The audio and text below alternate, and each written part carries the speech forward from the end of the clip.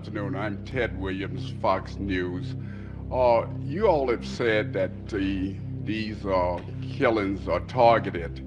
Can you share with us why you believe they are targeted killings? And do you know who, if any, of the victims were the actual targets of the killings? Why you believe they are targeted killings? And do you know who, if any, of the victims were the actual targets of the killings? Why you believe they are targeted killings? And do you know who, if any, of the victims were the actual targets of the killings?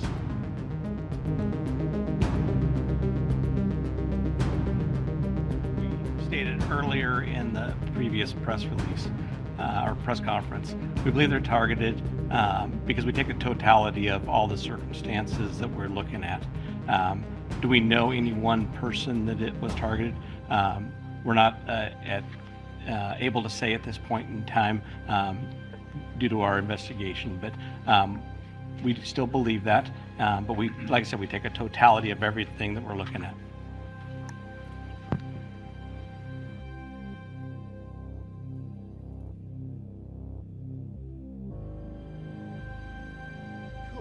Let me just take you back to Sunday morning about 1:45. At that time, all 4 victims are back in this house.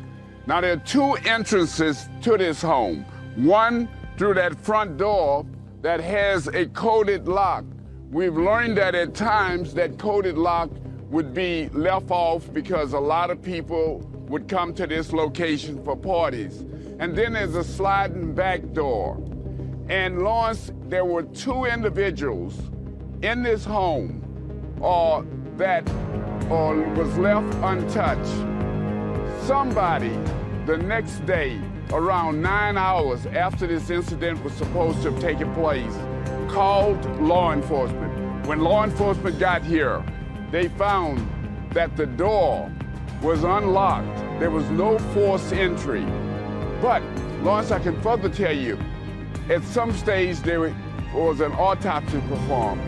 The medical examiner said that there was blood all over this place, all on the walls, on the floors. It was a very vicious attack, and the weapon that the medical examiner said was a knife. The names of the 4 University of Idaho students killed at an off-campus home over the weekend. Moscow police say 20-year-old Ethan Chapin of Conway, Washington, 21-year-old Madison Mogan of Coeur d'Alene, 20-year-old Xana Kernodle of Avondale, Arizona, and 21-year-old Kaylee Goncalves of Rathdrum, Idaho, were found dead yesterday around noon local time in Moscow. Moscow police said the 4 found are homicide victims. The University of Idaho has canceled classes today out of respect for the students. We understand the public's frustration about not being provided a lot of information. We are working to the best of our ability to actually provide as much as possible. We intend to come out and solicit information from the public if they are within certain areas that we believe are of interest for this investigation. Why you believe they are targeted killings, and do you know who, if any, of the victims were the actual targets of the killings? We understand the public's frustration about not being provided a lot of information. We are working to the best of our ability to actually provide as much as possible. We intend to come out and solicit information.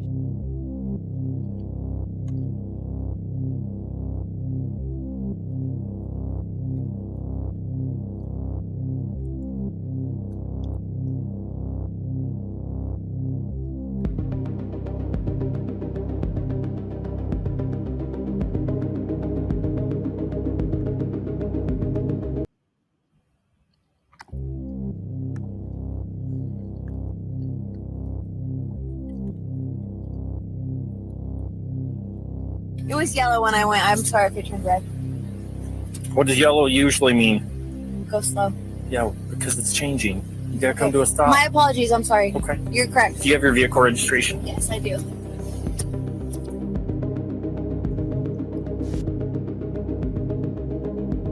For me, I'm just going to knock those lights down for just a minute. They're super bright. Okay. I'm going to have you put both feet together, hands at your side, and I want you to remain in this position while we do this first one, okay? Do you wear contact lenses or glasses? No. Okay. You see the tip of the pen right there? Yes. Can you follow it with your eyes and your eyes only for me?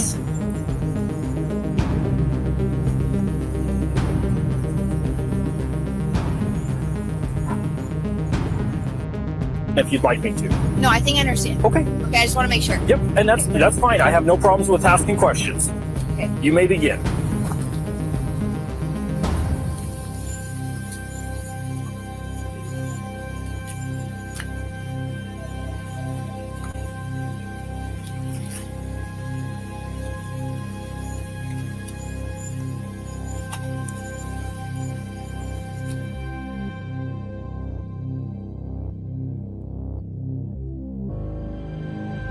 Give me just a second here. Which leg are you going to raise up?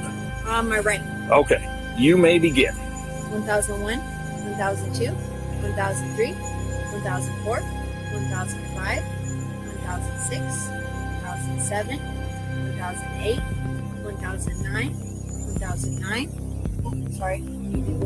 My balance is off. 1008, 1010, 2011, 2012, 2013, 2014, 2014, 2015, 2015, 2016. You can.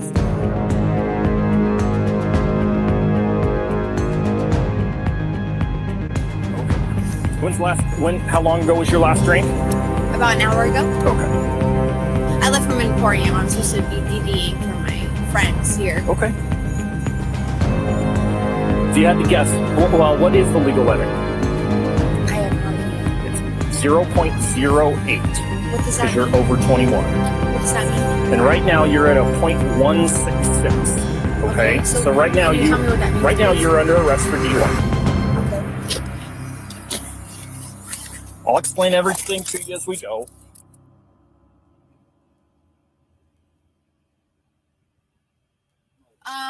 So everything in the car pretty much is Marilyn's, Okay. and then And Marilyn's in the car. yeah, she's in Okay. the front. Okay. So that's her stuff. Okay. So if no one in that car. I just drove them home. Okay. So it's her car. No, it's my car. It's your car. Okay. Yes. So if nobody can drive, can I safely park your car in the parking lot here? Of course. If And they then can it find gets a ride. towed, or No, I'm not going to tow it. I'm Okay. trying to find a safe place to park it off the roadway so it doesn't get towed. okay. Does that make sense?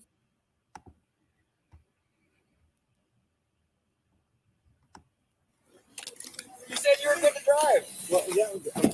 Do you have a phone in the car that I need to get for you? No. You don't have a phone? Not in the car. Okay. No. And I have your ID. Oh, do you have my? Can I grab it for you, or? No, I have your ID. Okay. Okay. Okay. Yes. I just you wanted have my to. ID. You have my ID. Yep. I just wanted. Sorry, to grab this your, is like the first time I I've just ever been wanted to grab arrested, your so I wallet. want to make sure. I just wanted to grab your phone if you had it in the I do car. not. Yes. Okay. Okay. Thank you. Okay, right there. That's the first thing that's weird. She has no phone. Is this her phone? That's what she said. Oh, she just said she doesn't have a phone with her. Good. Is that your phone? Marilyn says that's yours. Oh. Yeah. Sorry, I thought I lost it at the club. Okay. Does that look right? Yes. Okay. Okay, right there. That's the first thing that's weird. Is she wanted no connection with her phone. So go ahead and put that down on your little handy dandy binder.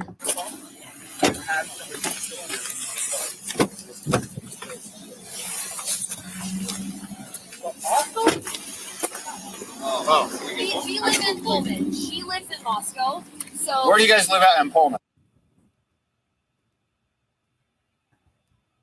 1, 2, 3.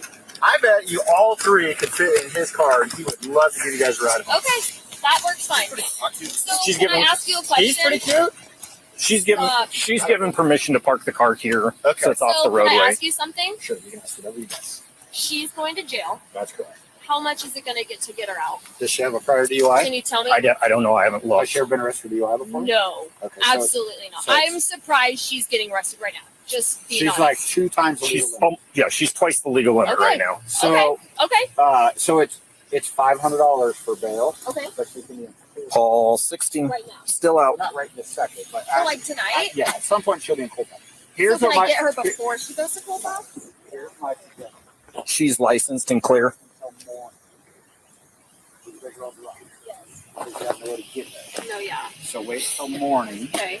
like around 9 or 10 in the morning. Okay. It's going to take you guys a while to come down from where So if we have a sober driver at our home, Yep. can we go get her? Yep. Okay. in about 3 It'll be hours. 3 to 4 hours. Okay. Okay. But how about we give you guys a ride home? I will Yeah. move the car into here. So my car is actually at Timber. Okay, I well, just need to grab my purse and stuff Okay. quick. Oh, That's why they were up at Yeah. Emporium and came back We're down going for back that. to our okay. car. Do that. How about you have your keys? Yes. How about run there, get your purse, Okay. take a guy with you, so you're not walking by yourself. Oh, yeah. Dude, Yeah. you're too drunk. You can't walk. Well, can I go with her at least? Dude, you're too drunk. How He's about this the guy? boyfriend though. That guy's way more sober than I'm you. not gonna argue. You're hammered, dude. I'm not gonna argue.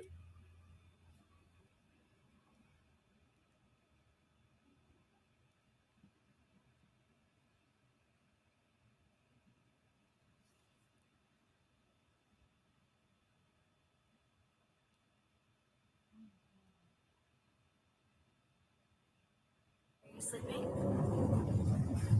Okay, it's important. I need you to listen. I got arrested for a DUI. So my bail is $500 cash. If you could get that out of my Cash or card. They can bring card then I too. can get it bailed out.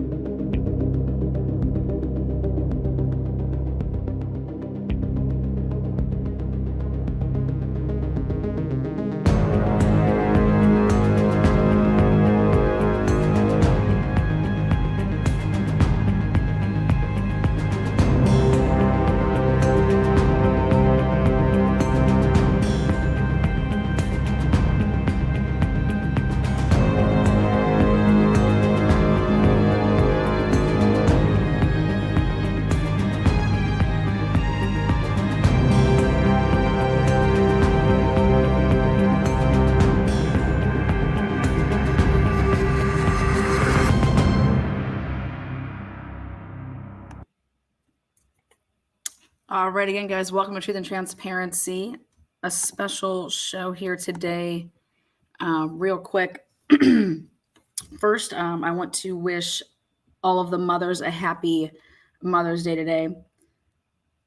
This is a special show on Mother's Day in hopes to bring information to the mothers of the slain Idaho4 students that are interested in a perspective from a young male who knew your daughters and son. At the candlelit vigil, students and friends spoke about the humans that were the students of the Idaho4 stabbings, and they reflected on their lifelong friendships. Those that spoke at the vigil were blessed with strength and courage to speak words to honor their friends' legacies and memories while at the University of Idaho. There was not a dry eye in the room, nor on the couches where everyone watched as that streamed viral. This case has touched the lives of so many, to include an audience that focuses on true crime cases current and cold. Well, today, someone has offered to come forward, someone who we will be referring to as Dave.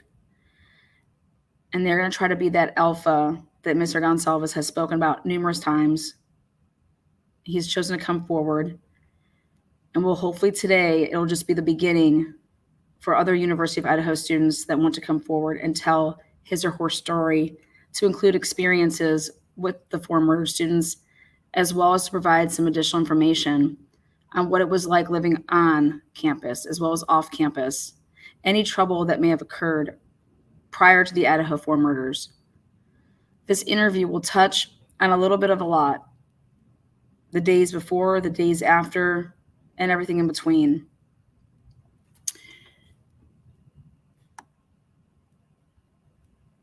I'm going to introduce and bring out my guests here very shortly. And the one thing that I ask from those that are using the live chat feature is to remember that today is Mother's Day, and to remember that the loved ones of the murdered students may be among the chat. And so it is important that we be mindful of others, especially those loved ones for whom this interview is also benefiting, as well as for the students themselves. The community has endured an unimaginable event, and a lot could possibly be learned. Today is about providing a safe space for a young student who, yes, is in fear by coming forward, but has mustered up the courage to speak and address incidences that they believe could possibly be cleared up, as to that the rumors can be put to rest. They want to speak truthful language, and again, to put rumors to rest. So please remember to be kind in chat, and thank you for being here. Truth and transparency, by and through myself, remind each of you watching this interview that this is just that. It is an interview where truth and transparency will be asking questions, but that those questions in no way, shape, or form have anything to do with what the answers that come after those questions. These are the words of a person that wants to come forward. These are not the words of truth and transparency. Truth and transparency supports this person coming forward. And so it is important to remember that the words spoken today are of that of a student at the University of Idaho who has earned my respect and who has provided me with material that I have determined to be credible. As to that, they are a University of Idaho student, and that they have personal knowledge of what they will be speaking about today. If questions are asked that dabble into opinion, then it will be so very clearly stated and repeated as to not be confused that this is an opinionated answer at that time. All of us have a right to have a respectful opinion, and most certainly this guest does. But most importantly, all of us have the right to speak on facts through personal firsthand experience, which I believe that this guest has. Whether we agree or disagree, or believe or not believe, that is also to your right. But what we do not have the right to do is to threaten, harass, or intimidate. And so therefore, no adult bullying will be tolerated or permitted today, just like any other day on Truth and Transparency's platform. So please refrain from mentioning any other creators at this time. Those comments will all be deleted. Can you please stop? And lastly, I will be conducting a very engaged live interview, and I want to give my guest the attention and focus that he deserves and that is needed. During the last 15 minutes to 30 minutes, I will then address the live audience for questions to be taken at that time. I will not be looking at the live chat feature. So again, please be respectful when asking those questions when I do go to the live chat feature. If you would like to address any question that you want answered and we possibly click on that question, please do so by saying, "Hey Dave" or "Hey Lana," and then providing your question. If your question is chosen, it will be highlighted on the screen and repeated. Again, thank you, TNT family, for being amazing, as you are most certainly a big part of why this person chose to bring their story and information here. It is the consistent souls of the members, the mods, the subs, who day in and day out show up with respect, professionalism, and compassion. And it is, trust me, noticed. And I can't say thank you enough. So again, we're going to go ahead and get started. So please welcome University of Idaho student, Anonymous Dave, to the channel.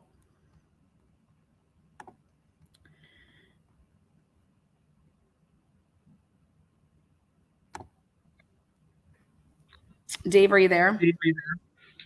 Yeah, can you hear me? Yes, I can. All right, welcome. Thank you for being here. I want to say thank you for having the courage to come forward. You're basically breaking the silence of the students at the university. So again, thank you for having that courage. Yeah, I appreciate that. I didn't know you were gonna say what you said at the beginning. Sorry, I'm a little choked up. It kind of got me a little bit. I really appreciate you saying what you said, and just all the time and the respect that you've given not only to the kids but the family and the case, and just trying to do the right thing.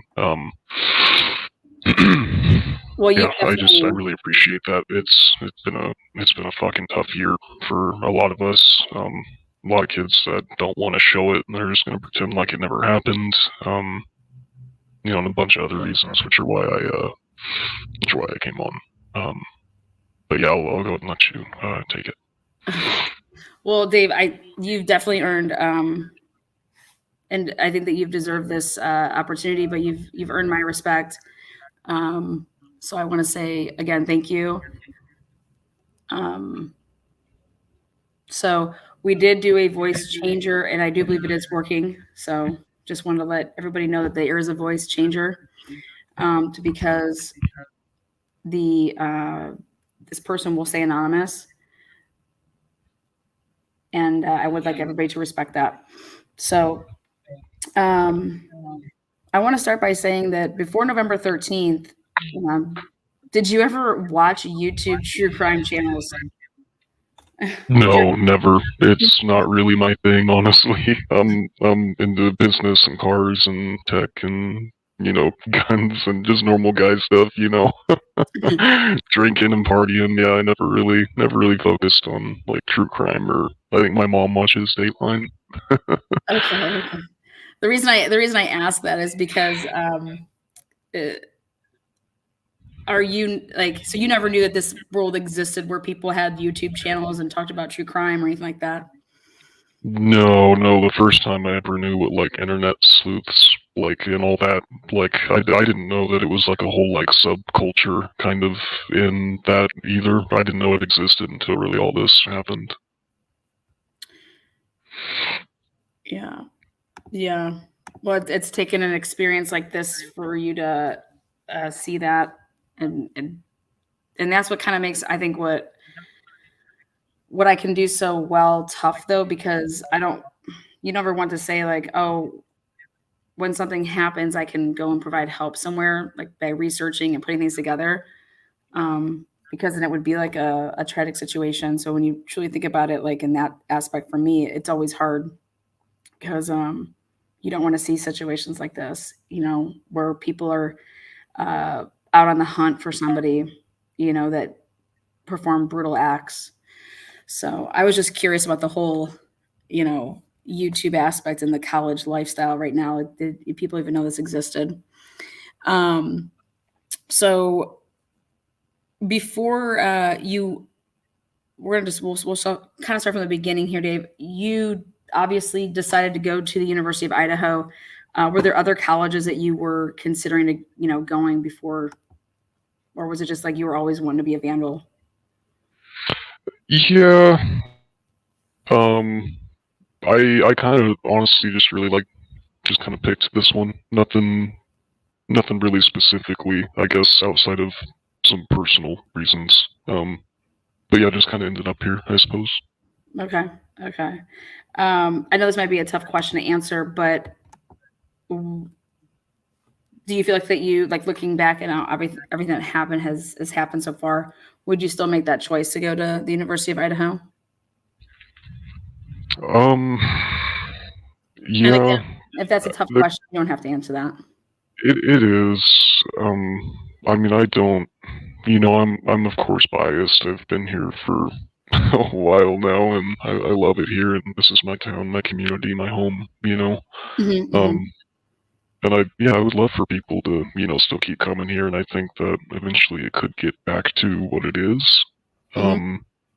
And I think a lot of people want that too, but I don't know. It doesn't really feel, I guess, like in the right ways, I suppose. Mm-hmm. So before, November 13th, 2022 happened, you had experienced the University of Idaho for a couple years before that. Can you maybe want to talk about your experiences at the University of Idaho, prior to these brutal homicides? Yeah, I mean, pretty much what you think of when you think of Greek life and frat houses is what we were. Nothing really too crazy, but Idaho Greek life is pretty tame. Like we don't have houses getting shut down each year for hazing or stupid crap like that. With a lot of other bigger colleges, you'll see they always have issues with their Greek life. Yeah, no, I mean, we have like a small little community. Each house is like kind of like their own little clique, but we all kind of intermingle, so it's kind of cool to see people that are like outside your circle and what you're used to and stuff like that. And yeah, no, I mean, it's just normal college experience. Really, just kind of really enjoyed it, loved it. Grew a lot, got to meet a lot of people, have a ton of fun, make a lot of really good memories. Meet a lot of good Yeah, people. yeah. I mean, everyone up here is nice too, and like I've lived a couple different places, and like this is just one of the few places where just like everyone's just nice and welcoming. I mean, if you're not in Greek life, you're probably not that welcome in Greek life, but it's whenever you're in, it's a cool little community to kind of be a part of. You get a little bit of exclusivity, and you get to do fun, special stuff that no one else really does. So, yeah. Well, it's nice to hear from like a perspective of a guy, number one, and the Greek life, because I mean I speak about it all the time. Like I don't know it. I was never in the Greek life, but I felt like being an athlete at an institution, we kind of had like our own sorority and fraternities with like the athletes, if that kind of makes sense. Yeah, we have the same way here. Like the football players are basically their own frat in essence, but like they don't. Us in Greek life, we don't like them. So that's what I was trying to explain to people is that like there's no like commingling there. Because that was actually gonna be my next question: do the athletes come to any of your guys' parties? Oh no, screw those guys. They're assholes. I've had to throw football players out of so many more parties than frat guys. You have no idea. Yes. They don't know how to drink because they don't drink, so they don't know how to handle themselves, and they're just dumb and yeah. But okay, so you would say that you felt safe there, right? Was there any like violence that happened over like? No, never. I mean, we had like a couple things that would happen from like people from out of town, like a lot of people from like Spokane or Seattle for some weird reason will come out to Moscow Pullman area to come party. And there was like a kid that got like robbed at gunpoint, I think, a few years ago. But it was somebody that wasn't even from here. Anytime we ever have anything kind of crazy like that happen, it's always somebody that's not from here. So kind of like the situation where they're saying that somebody came from, Pennsylvania.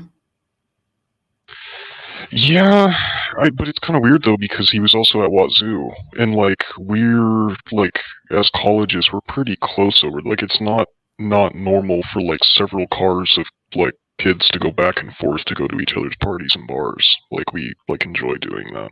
Yeah, it's like you know. Yeah, and I think that's an aspect that people maybe don't get how close those two campuses are. Until this case, I'm not gonna lie, like as much of an athlete as I am and I follow sports, I never realized how close WSU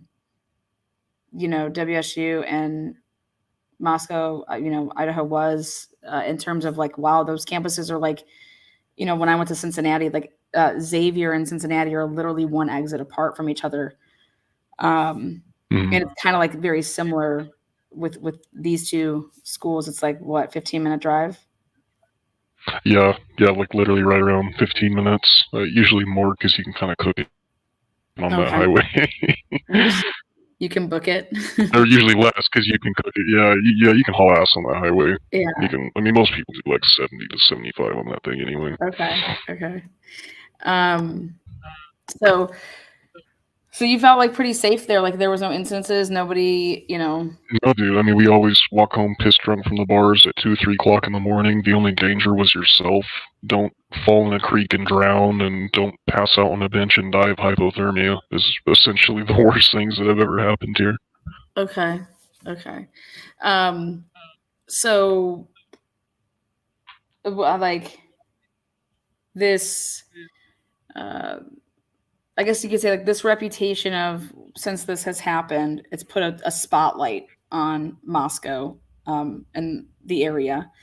Has it, since this has happened, have you looked at, are there things about it that like you didn't know before and that you know now? Or do you think that that's like rumorville versus, how do you feel about when your city's being spotlighted? Are they getting it right or are they getting it wrong? Yeah, that's what was like weird for a while. Like I know a lot of us did this. It wasn't just me, but like when we first heard and we're trying to figure out like what happened, who it was, and stuff like that. Like we stayed glued to our phones and sending articles back and forth to each other and stuff like that.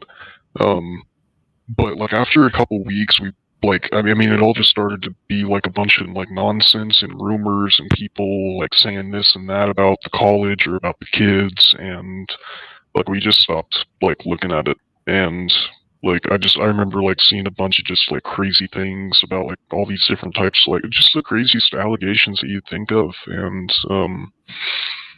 and I don't know. I mean, like we all just, especially whenever they caught Brian too. Like when they caught the guy too, we were all like, oh, okay, we are fine. You know what I mean? And like just kind of tried to push back into normal.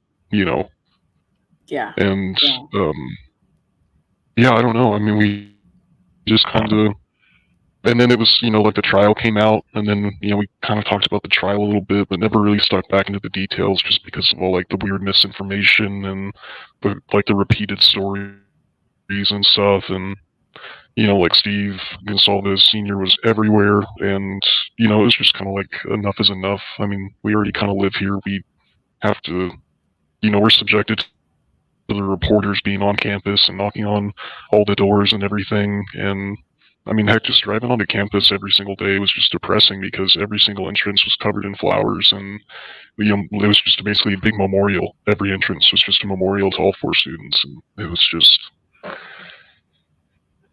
I don't know. I mean, even I at one point just kind of wanted it to be over, wanted it to be done, Mm-hmm. And then, I told you, Lana, why I reached back out, kind of specifically, Mm-hmm. because when when a couple other things happened, it just got me kind of curious, and then that's when I started to look back into some things, and then I started seeing things that connected, and I don't know, it was just kind of weird, like, this, the more stuff I found, it just all kind of connected itself, not that it meant anything, but just that it was there, and I just ran across you, and I ran across Daniel. You guys are the only 2 that I've really watched or know about in this space. I don't really know of anybody more, besides, like, the couple he shared the video with, and then, yeah, I mean, that's pretty much kind of it. Yeah. So nobody talks about it. Nobody, hey, did you see this? Did you see that? That hasn't happened in months now. No, it's just kind of dead. Yeah. Okay, so we're gonna now. When I had talked to you earlier, I said, "Hey, anything that you don't ever feel comfortable, answering, you just say, Lana, just pass." You know what I mean? Like, I don't. Yeah. I just want you to feel, however it is that, whatever makes you feel comfortable, not comfortable. You know yourself, and I respect.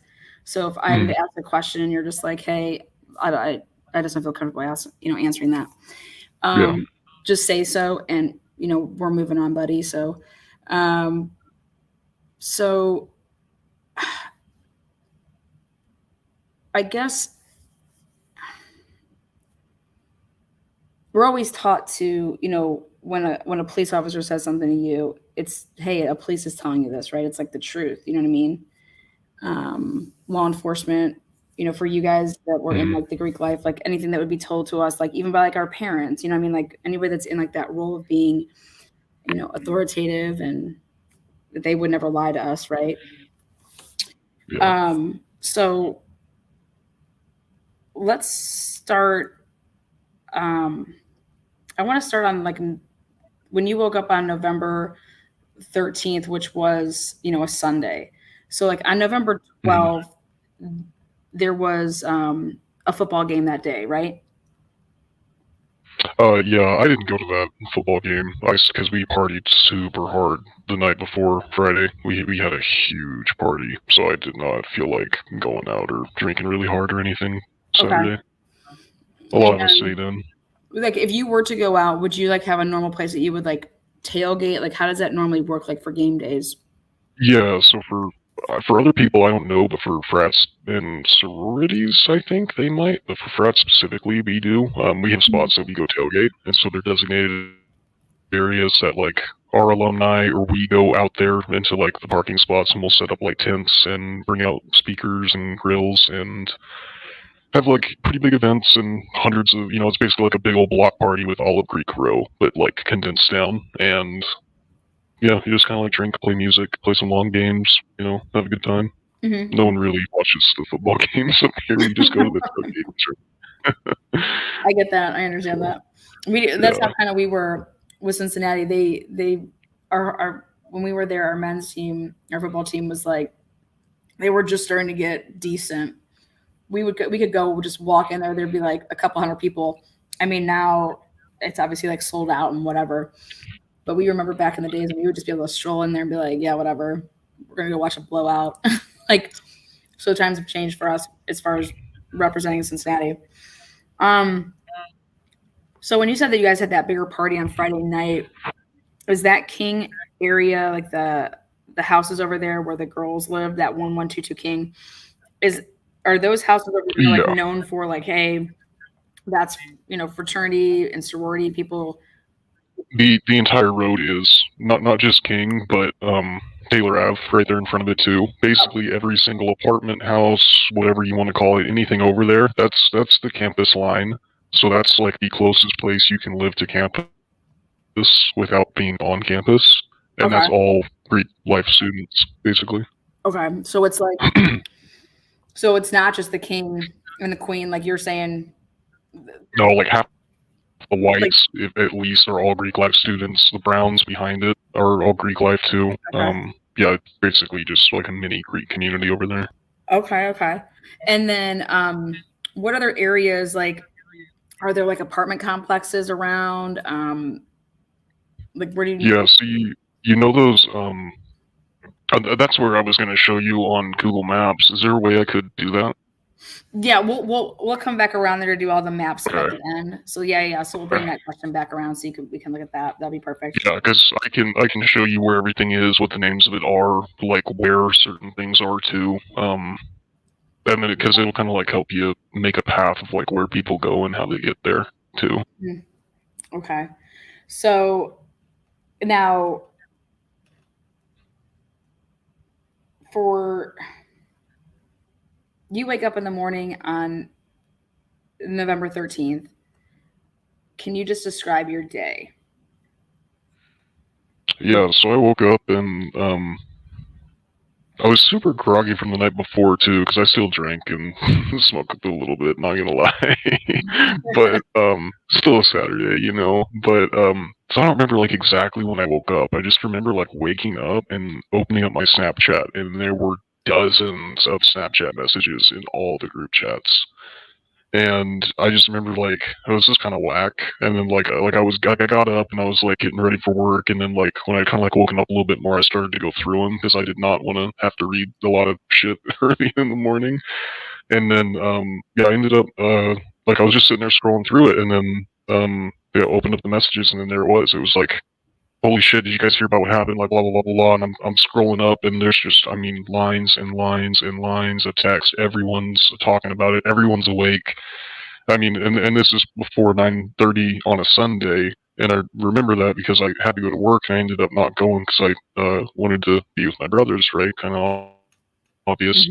But yeah, and like I don't remember what exact time I woke up, but I remember like, yeah, we were all talking about it. We all knew about it. And like my boss and my coworkers were texting me later, you know, asking me like if everything was okay, and they had even heard about things. They heard like it was a shooting and stuff like that. So and yeah, it was kind of weird because like at the beginning everyone said like at the beginning, like the very first messages where people were talking about stabbings, or like a stabbing had occurred. And then it changed to an OD, and it was just kind of weird. Like looking back on it, it changed to an OD so quickly, and like nobody questioned it, and like we didn't question it either because we knew there were drugs in that house, and like just genuinely thought like, okay, they got a bad batch, and that's just what happened, right? Because you see it on the news, it happens in bigger cities. Guess it just ended up, you know, coming this far up. You know, we live in a tiny town. We're a couple hours away from Canada. We don't really think like a lot of bad stuff like that gets up here, but. Yeah, so that's just what we took, and we just kind of accepted it. Let me ask you really quick there with that. So I didn't mean to interrupt you. So at 9, no, you're fine. So you said you had to go to work, and you said you had to be to work at 9:30. So this would have happened before, like you got to work. Yeah. Yeah, no, this was definitely and it was like I don't know, 5-10 minute drive to work, and like I had to like get ready too. So you're talking like well before 9 o'clock in the morning at least. And like I'm not late to like I don't like to be late to things. My parents taught me never to be late to things, so I just that's kind of how I'm always on time. Yeah, and so you know I always wake up on time. Doesn't matter if I'm hungover or not. If I know I'm going to be hungover, I'll wake up an extra half hour early to be hungover for a little bit and then get through it. You know, it's not hard. I don't know. We learn how to work hard, play hard here. But yeah, so just basically, long story short, yeah, I know for a fact it was before 9:30, and like we were all talking about it, and like you know, I came over and like you said, I'm sorry again. I didn't mean, I just was emphasizing on this because when you told me this, I was like, wait a second. So they initially said like it was stabbings, and then they said, wait, no, it's what do you call it? It's OD. Yeah, yeah, Somebody got a bad yeah. batch. Yeah, and it was super quick too. It was like within like the first couple of messages, like, and then it just immediately the rest of it was like all OD. Like I remember like a small portion of it was like stabbings all the way at the top, like the very first few messages, and then like the rest of it was all OD. Because I was like, oh, okay, well if everyone's talking about an OD, it's got to be an OD, right? So, and like I said before, it didn't surprise us. We just kind of figured, that's what happened. They pulled a short straw with the bad batch. And, yeah, like because you're like, oh yeah, like if they're partying over there, because like that's what they party over there. Yeah. So like, Oh, yeah. then they would have. Oh man, if they all were doing the same product, then that could easily be the case that they would, could have OD'd. 100%. I mean, we were talking about like, holy crap, that could have been us. Saw that it wasn't like it was outside of the scope of believing. Like, oh my god, what do you mean? Like. No, like we know they do drugs, did drugs. Yeah. No, not at all. Like I told Daniel this too. We used to buy from. Yeah. They said everybody was stabbed, and then it went to no, everybody OD'd. Yeah. Well, it wasn't like because like that's the thing, right? It's King Street. It's like they rent them out by like the rooms at that place, and so like different people live there at different times. So we didn't know who exactly had what happened to them, but we just knew something had happened. Okay. And so it was like we heard that they got stabbed, and it's like, was it all of them? No, we heard it was a few of them, and then it was like, oh, it changed to an OD, and it was like 3 of the girls, and then it was like only the girls. We didn't even hear about we didn't even hear about Ethan. I apologize, swallowed a little bit of hair. We didn't even hear about Ethan until like way later in the day too. It was only the girl. I mean, but that was who we were hearing stuff from too. Was the girls. So. Okay. And then so like this was all going through Snapchat. Right? Mm-hmm. Yeah. And then so it was like did like people say that they were like did that come from a roommate that was a surviving roommate, or was it like we all had connections to almost all the girls in that house, so it was like a collective. Like all of us heard like something that was in like so when you said it was like a group, yeah, like when you said it was like a group message or a group chat, it would be like if you have multiple people in like a messenger type thing, right? Yeah, no, we have like 30, 40, 50, 60, 70 people group chat. Are you serious? Yeah. That many? Oh my god.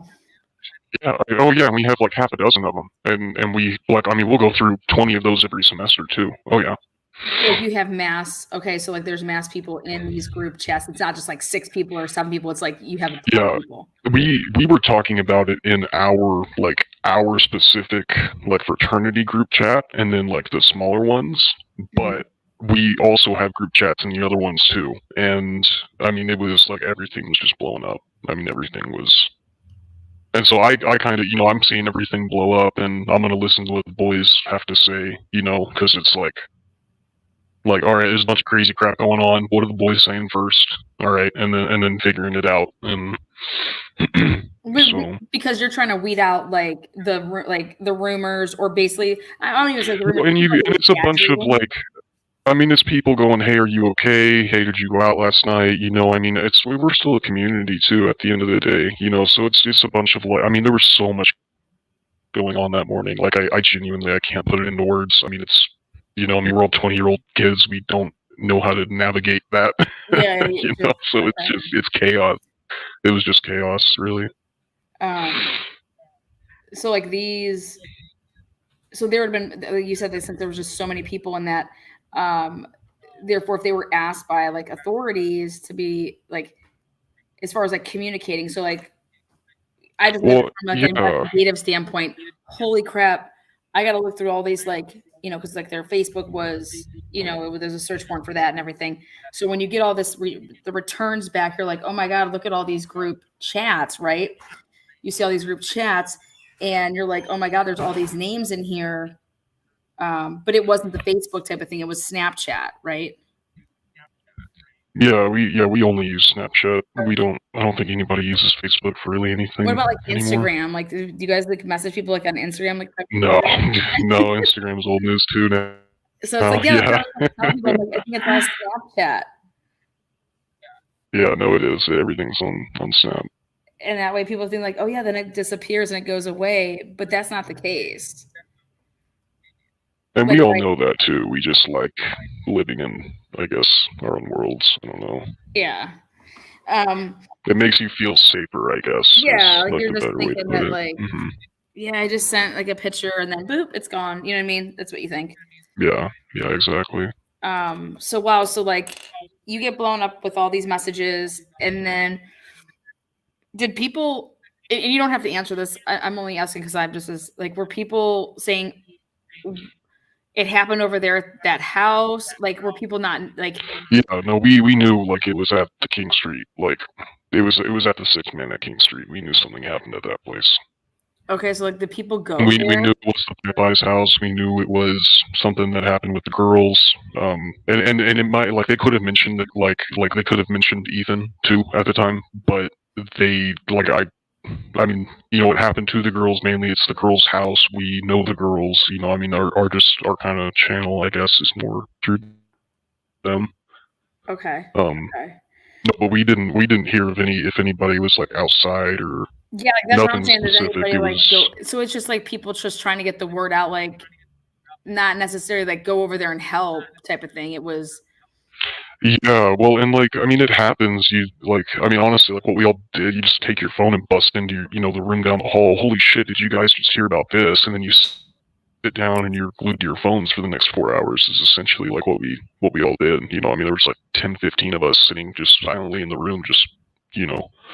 I mean, a lot of like us upperclassmen, we knew the girls, you know, like we've partied with them. A lot of us have had classes with them, worked on projects one-on-one. You know, I mean, we're a small community too. You see them at the bars, you see them at another party. You say, hey, what's up, Maddie? How you doing? Hey, how you been? You know, like you just, it's what you do. You know, it's like one of the perks of being in a small town, I guess. And being in the Greek life, like that's the whole thing, right? Yeah. No, like, yeah, it's being a part of that. Yeah. Okay. You know, so like, when did you, when you heard that 911 wasn't called until like 11:50, 8 a.m. Did anybody ever say like, wait, what do you mean 911 wasn't called until 11:58 a.m.? Like we all knew like at this time. Not really, because the information about the call didn't come out until like way later. Like I remember like we didn't know like why everyone was freaking out about it, because like we had already heard about like who had allegedly found them and who had allegedly made the phone call. And I've forgotten that. I'm pretty positive it was Bethany's who we heard back at the time, or it was at least her phone. But there was also some rumors going around about like that the unconscious person phone call was made about one of the roommates that found them. I don't know like all the validity into that. It might be something worth like looking into. And I'd have to go ask the one kid who I was talking to, whose girlfriend is in that sorority, and that's basically where we were getting all of the direct information from. And so I can relay you know, like a refreshed version of that story too, because yeah. I mean, we were all you know, I mean they canceled class and everything, and dude, it's just, I mean, you know, for a lot of us, we've never had like anybody die, and like the friends that you were partying with, you know, we saw them Friday night. You know, we were partying out with them Friday night. They stopped by our place, and you know, it's just weird to think like you'll never see that person ever again. You know. And yeah, it becomes getting more like every minute would get like more real. Like, oh my gosh, like because you're in shock. That's how I would be, at least. Like I would be like, wait, what? Yeah, no, I think that's honestly the best way to put it, is we were all like in shock. You know, I mean, just being so close to it, like that house being our party house. Santa, you know, hosted a lot of parties for us, and you know, I mean, like they were just cool people. They were fun to party with. They knew a lot of people. They did a lot for a lot of people around them. You know, yeah. They might have, you know, been into drugs or whatever, but didn't deserve what happened to him. Oh, yeah, no, I don't. That's insane. Yeah. Did you? So when you found out that so how do you feel like knowing that? Okay, hey, Mhm. if I say, hey, Dave, 11:58 a.m., this phone call goes out to the police, and I'm like, hey, Dave, you told me that you knew about this like at like 9. Like let's say like that I would have come back like months ago when this originally happened. Let's say that I was like your family member, and you're telling me about this, and I would have been like, Dave, wait, you told me that you knew about this like at 9:30 in the morning. Well, 911 wasn't called until like 11:58 a.m. Like, do you think that that's weird? You get what I'm saying? Like, Yeah. like Well, and that's what the was thing, going right? on Is for like 2.5 hours? we don't know, and we never really we didn't a lot of us kind of unplugged ourselves from the case and all the news and everything because just we live in it so much. You see dozens of reporters just going to class each day. You don't want to walk out of your freaking house, you know. But we just kind of stayed unplugged to where we didn't really even think about it or connect the dots, and that's why when I heard WSU's Kim's thing, when she said that, and literally when she was talking about how she yelled at her daughter like that, it literally made me think about my mom doing that to me. That's what it felt like, was she was my mom saying that same shit to me. How the hell did you know? And it just it literally just blew my mind. How did we know? How did I not think of that? Wait, what? And it just made me have so many other questions, holy shit, she's right. And not even to mention that, how the hell did her daughter know? Her daughter goes to WSU. We have way closer. I can go through on my phone, one person or two people and be in that house, right? In that sorority. I've got girls on my phone that are in the sorority. I've got people that know other people in that sorority, upper and lower classmen. How did that girl find out? And because depending on who people are friends with and stuff like that. Right, but even then, that quickly, you're gonna go to your inner circles first, right? That's why I was talking to the one kid, because his girlfriend was freaking out, and so he was having to be there for her without being able to go to the sorority. So he's texting her and letting her blow off all this steam and telling me what she's telling him too, amidst the other information that we're receiving. And yeah, it just, I don't know. I honestly don't know. I think we just have a really good way of being young and dumb and staying distracted with school and partying and everything else, and not a lot of people question things. Maybe it's just a kid thing, I don't know, but we just No, I get that. So this may be just opinionate, unless you have personal knowledge, but for 911 not to be called for 2.5 hours, let's just say, but everybody else is messaging each other, that would mean that somebody had to message to get this thing going. It had to be from the inner circle of whoever was in that house to have possibly told everybody to get that going. You get what I'm trying to say? 100%. Yeah. 100%, I agree, and that's where I'm asking the same questions. Is what did those girls do? But what did they do? How did we all know before the cops even got freaking called? I just didn't connect the dot. It didn't, I don't know, man. I mean, yeah. It just, no, and you said it to me, you're yeah, that's why when this stuff started happening later on, and you're that's why I wanted to say something, because this is not how did we know? Why did we know? How is this in the chat? Where did this come from? You get what I'm trying to say? For me too, yeah, and for me too, and I just kind of thought of this as another point too. You just asked, I don't watch true crime stuff. Not a lot of us really do. Mm-hmm. And so when we all are we're with each other constantly, right? And so that's all we know. And so to us, everybody knows what we know. And so we assume that everybody knows that we knew before the cops were called too. I got you. Yeah. You're right. You're because we don't they have to know. We all obviously knew. Yeah.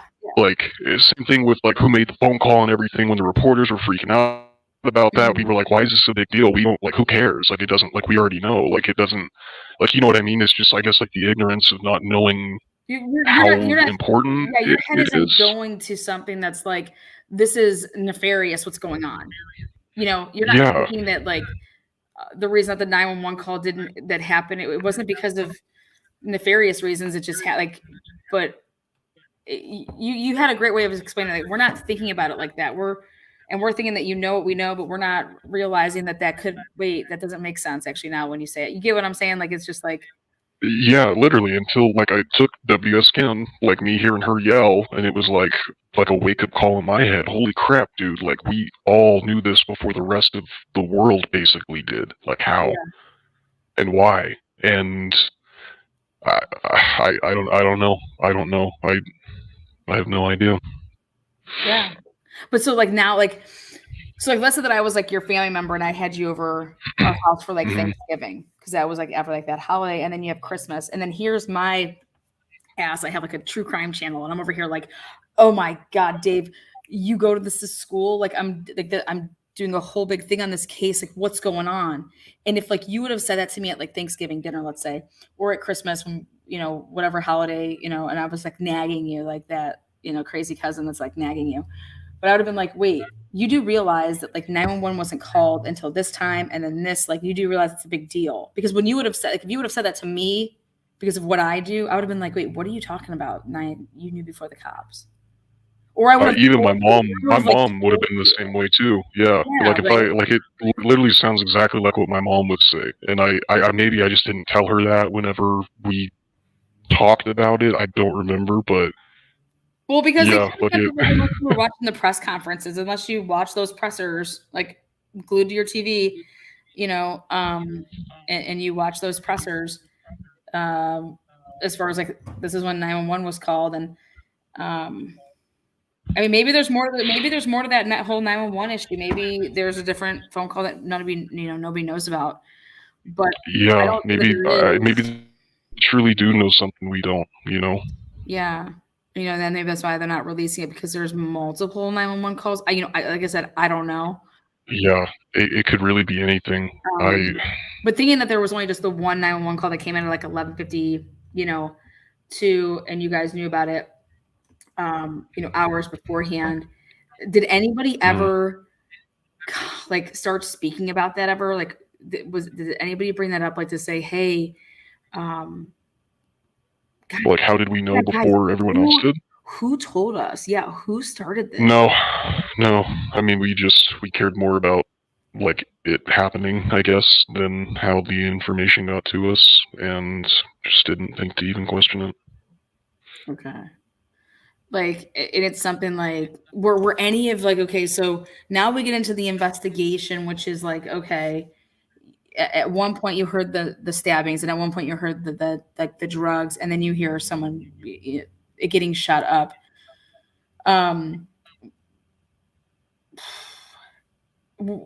Was anybody like saying things like, oh my gosh, because there was a period of time, like 7 weeks, there's nobody that's arrested, right? They said this was an isolated, targeted attack. During that time, I mean, were you nervous that like someone's coming for like you, or that the other people were like, oh my God, I'm nervous they're going to come for me? Or like, does that make sense? Like, was anybody talking about that? Like, yeah, a lot of people were. There were a lot of girls that like I walked home from work, because like where I worked, there were other businesses that were attached to it, and like we all closed at the same time, and so I would walk girls like back to their car and stuff, and I had a talk with a girl that went to Wazoo that was freaking out about it, and I remember like it took me like quite a while just to like kind of convince her, like, you live with your boyfriend, he's got his baseball bat, you don't even fit the bill, like you go to a different college, you're not even in a sorority, like. But I mean, like, whenever, we were talking about it, like, back in the frat house, we didn't know if we had, like, an actual, like, fucking Ted Bundy on our hands or not, Yeah, like, is this somebody that's just going to go around and were the cops coming to you guys? Figure out where he has an opportunity? No, we never cops never talked to any of us, not the 3 that got the MIP, not, like, didn't come up and knock, didn't check our trash, nothing. You never talked one time to a police officer? No, they never came to us. Do you know anybody that, you don't have to say their name, you don't have to say their name at all, but I'm saying, do you know some people that were like questioned by the police? About this, no. So nobody ever came to you and were like, nothing about the murders, nothing. Mm-mm. So they said they performed 500 interviews. Who were they? Wasn't any of us. No idea. I mean, they could have, like, I mean, Sigma Chi has 50, 80 guys in there, somewhere in there, give or take, probably a couple dozen that live out of house, but Okay. I have no idea. I genuinely don't. I mean, they were telling, like, I remember, like, the police chief was like, we were interviewing every person and going down every lead, and, I Yeah. mean, whatever that means, right? But, Mhm. like, if they couldn't walk up a hill or talk to the 3 kids that were literally in the same place around the same time again, how much I don't know. You know, I'm not a cop, but that just doesn't. You would think, especially in like a small town too. This is just one thing I was kind of thinking about. That's a little weird. Like everyone knows something, and people Yeah. see things. Like, why would you not just go talk to everybody that you can? And especially when Well, like especially when you're the telling government gives you us. $1 million, there's 50 FBI agents that live on campus at the university as freaking housing. Like, I mean, they're right down the road. You know, like. Yeah, it's so easy just I don't know. like It's knocking on the door. Like they didn't come and ask like where like ask you guys for like cameras, or they probably already know that nobody has cameras because the fraternities don't have cameras, or you know, but if, I like mean, all sororities do, you the know, sororities have and cameras. yeah, So I mean, they they're would, not. I Yeah, just they're not going out of their way to do anything extra. I guess I don't. so you just know you're like, hey, I wasn't asked any questions, and nobody that I've ever talked to has been asked any questions, or if they have, they're lying to me. That you know what I mean? Like they're saying that they're not basically. I no, I mean, there's no reason for anybody to lie. I mean, none of us are like in deep with Yeah, that's what I'm like saying. whatever Like, happened. Yeah, so I mean, it's yeah. I mean, none of us have been talked to. yeah. The 3 students that had the MIP, I know them too, and I asked one of the kids. I was like, "Hey, whatever happened to that? Did they ever like come back and talk to you? Did they come visit the house or anything?" It's like, "No, never." And I was like, "And they They never like questioned you the were kids that were in the no, band field camp yeah, or no, with the camera. nope." Wow. Do you think that that's? I mean, okay, so like I get it. Like I got you probably by like 20 years or something like that. I mean, I like to look like, or I like to think that I'm young, but I could be like probably your mom. You don't seem that old. I know, right? Because I'm just like, fun at, heart and spirit. But so Yeah, you just, I'm telling you right now, they told us that 500 people were interviewed. Okay, 500. Who was being interviewed? If like it wasn't like this area, like who's being interviewed? I don't know. I mean, we don't have 500 door dashers. We don't have 500 security guards. We don't have 500 grub trucks. I have no idea. I have no idea. Now like, and not to get too personal, but like Mhm. when you hear like were your parents like, oh my gosh, did you know these people? Like, what's going on? Like, why would anybody kill these people? Like, were people starting to discuss motives at any point? Like, what they were into? Like, why the cops are saying this is targeted? Who would want to kill? Like, when you hear targeted, what do you think of? Is a 22 year old? Targeted, like, I mean, Yeah, like, and that's like what a lot of us thought, like, at the beginning, is like, if it's targeted, then there was like a reason, right? This wasn't random. This wasn't just some psychopath going, you're the one that's gonna die today by my hand, right? yeah, This was right. like That's what I somebody would that think. planned and That's right. calculated and chose this person for a reason, and well, like, we don't know why. I mean, like, in one way or another, all of us know all of them, and we couldn't put a finger on any answer that felt right. Yeah, like so you're over here just like when you hear targeted, you're like thinking this is an isolated, that's what they said, this is an isolated targeted attack. And that was kind of like the response that like Steve Goncalves gave, which was like targeted, like what do you mean? Like targeted who? When you're saying targeted, repeat it for me so I can hear it one more time. Like if you're obviously you're your age, I'm my age. When someone says to you this is an isolated targeted attack, what do you think? yeah, like somebody did something to deserve it. Like it's like a sniper in like a Marine Corps sniper in Afghanistan going after, you know, an Al Qaeda general or something. You know, it's like this person did something bad and they're deserving of what the action is, right? And there's like reason or justification behind it. Is like how I would think of it. Yeah, yeah. So like they're like it was like a mission. It was like, could you say it would be like a hit? Like if it was a targeted? I mean, I'm just trying to like use words like, and that's like, well, when you start to, and that's, you know, like again, what I was saying, like just a bunch of shit just doesn't make sense, because when you start thinking about it, like a target attack sounds more closer to a hit than a random, you know, Ted Bundy type thing, I guess. I don't, because like how else or why else would it be targeted? It doesn't. Yeah, like what targeted? Like why? Like because that's going to be my next question. Is when people would, and that's what, like, go ahead. Sorry. I was just gonna say, like, and that's kind of like with the university, like our whole vibe was like, are women targeted? Are sorority women targeted? Like, who is the target? What is the target? What did they do? Right? Like, we didn't know if it was just all sorority women, if it was like, you know, I had a couple girls that I was really close to that I started walking to and from classes, back from parties. I mean, a lot of us started doing a lot of stuff like that. No girl walked anywhere without, you know, having a guy with them. And like, because we didn't know, like, is he just gonna pick somebody and say that's the target because they fit a bill? What's the bill they fit? Like, we don't. Yeah, like these are supposed to be in the middle of the night sleeping. Like when you heard everybody was sleeping in their beds, is that what I mean? Stabbed to death? Like, do people have a bunch of we in that we didn't hear if they were awake or not. We just heard that, yeah, just like something happened. What about like this whole gag? Like somebody was gagged and bound. Like what were they talking about with that? That's what I was saying like earlier. Like whenever we just started hearing a bunch of crazy shit coming out, and we just kind of all started to unplug from it. That's about like that time, like within like that first month after it all happened.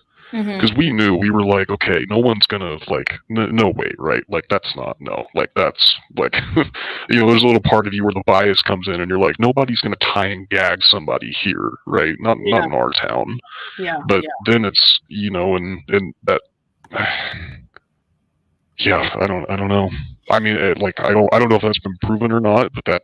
Oh no, they said that was, they said that was like a rumor. They were putting that to rest. Oh, okay. I'm just saying, like, did you hear like more like the you know, where I was just trying to see where that kind of came from.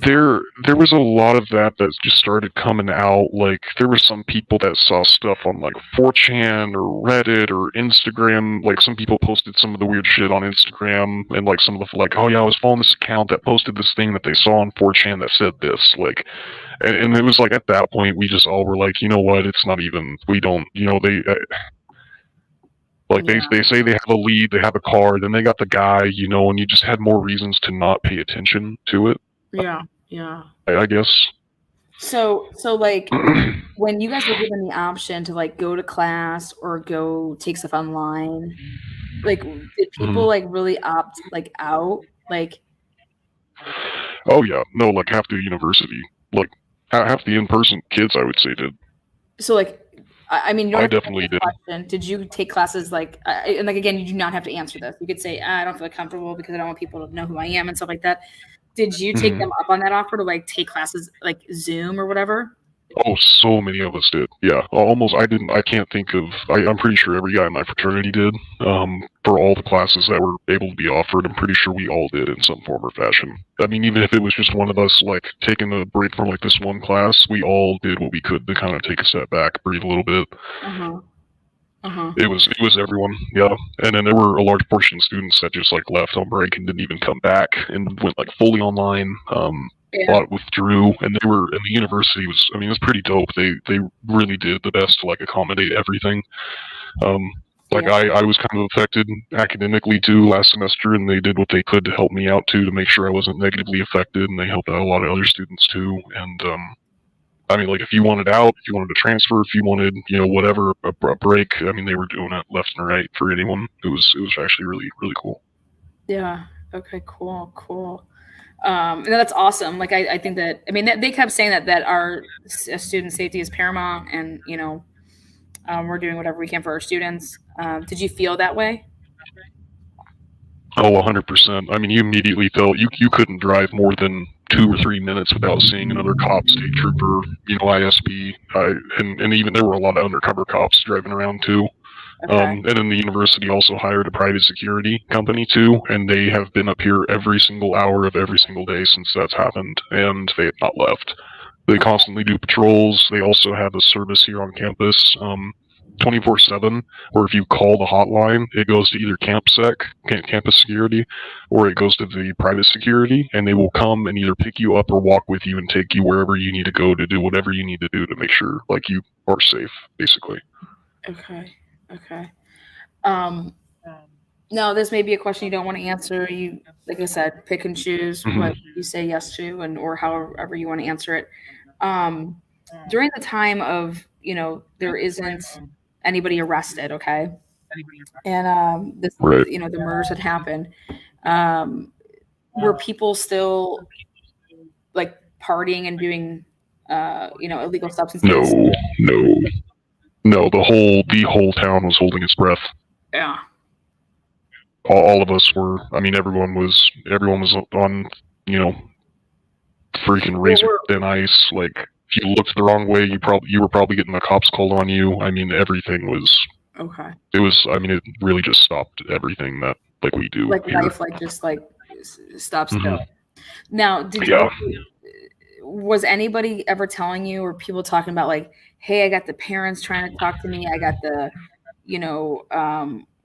where people, because you would, if you saw like the news and stuff, like parents wanted some answers. Like they were asking and begging people to come forward and, hey, do you know of anything? Do you know this? Do you know that?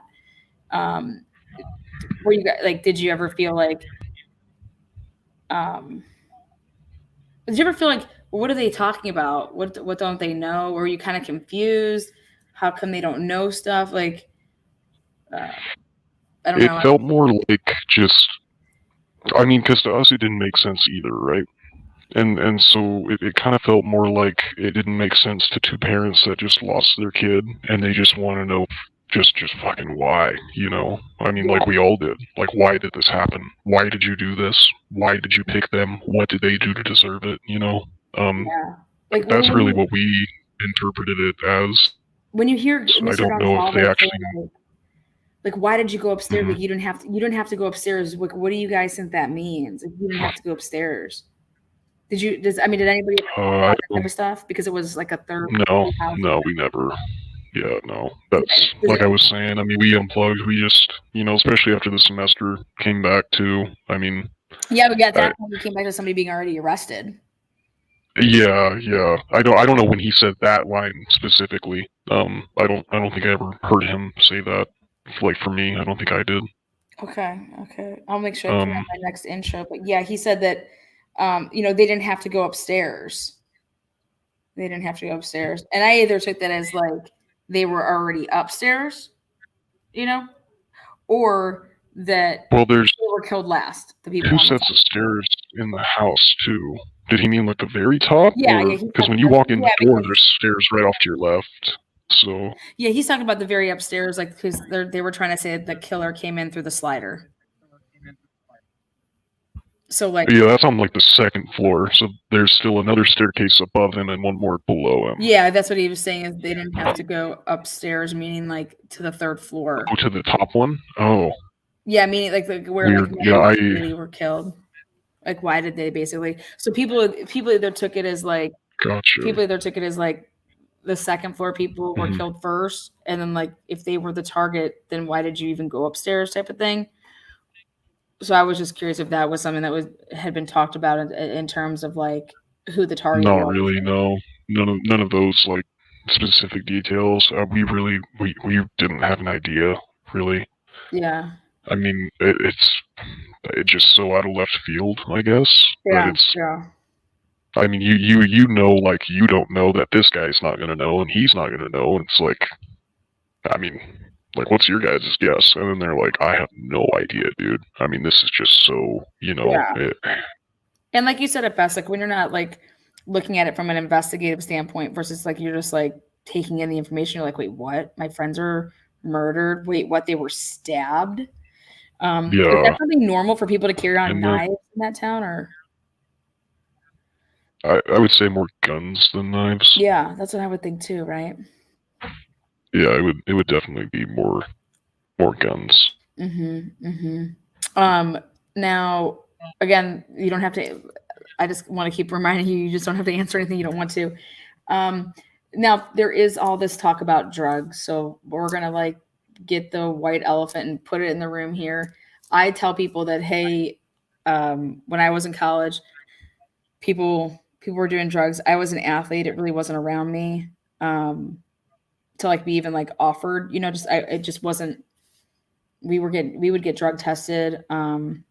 Right. Like I just tell people it wasn't my cup of tea. Like I could lose my scholarship to do anything like that. I don't know. Right.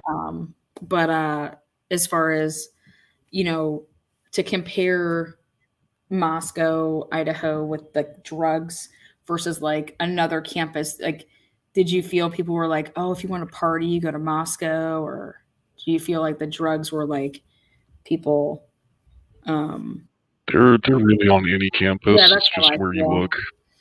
Yeah. If you want to party, And you're gonna it's find a like way to party, right? it's not like an ASU or something kind of big and crazy like that where, pretty much any party you would walk into would have it. But it's like any other smaller college, if you know where to look, you can easily find it. Heck, even you'll stumble across it a couple times on accident too. Yeah. Just, I mean, it happens. And you crack a door open, oh, hey, did not realize that was happening. And there's just a mirror out. And, but... So, was it like if you wanted a party, was it like, did you know that Emma Bailey and D person, or do people know who those people are, or you don't have to answer it. You could just say. I mean, like in general, yeah. But again, it's like if you know type thing. Like if like, had you ever seen that person walking around? Those two people, have you ever seen them? Like, do they? Yes. Yeah. So like are they known through the community? If you know them, then you know them. Okay, like you know what they're about. Yes. Okay. If you don't know them, then they're just cool people that happen to be where you're at. Okay. Yeah. Are there? Okay. So remember, we were talking about this. I want to talk about the what is it? The slang, because I was like, dude, Dave, you gotta help me out here, man. Like, I need to up my slang terms for drugs, okay? Because I don't know them.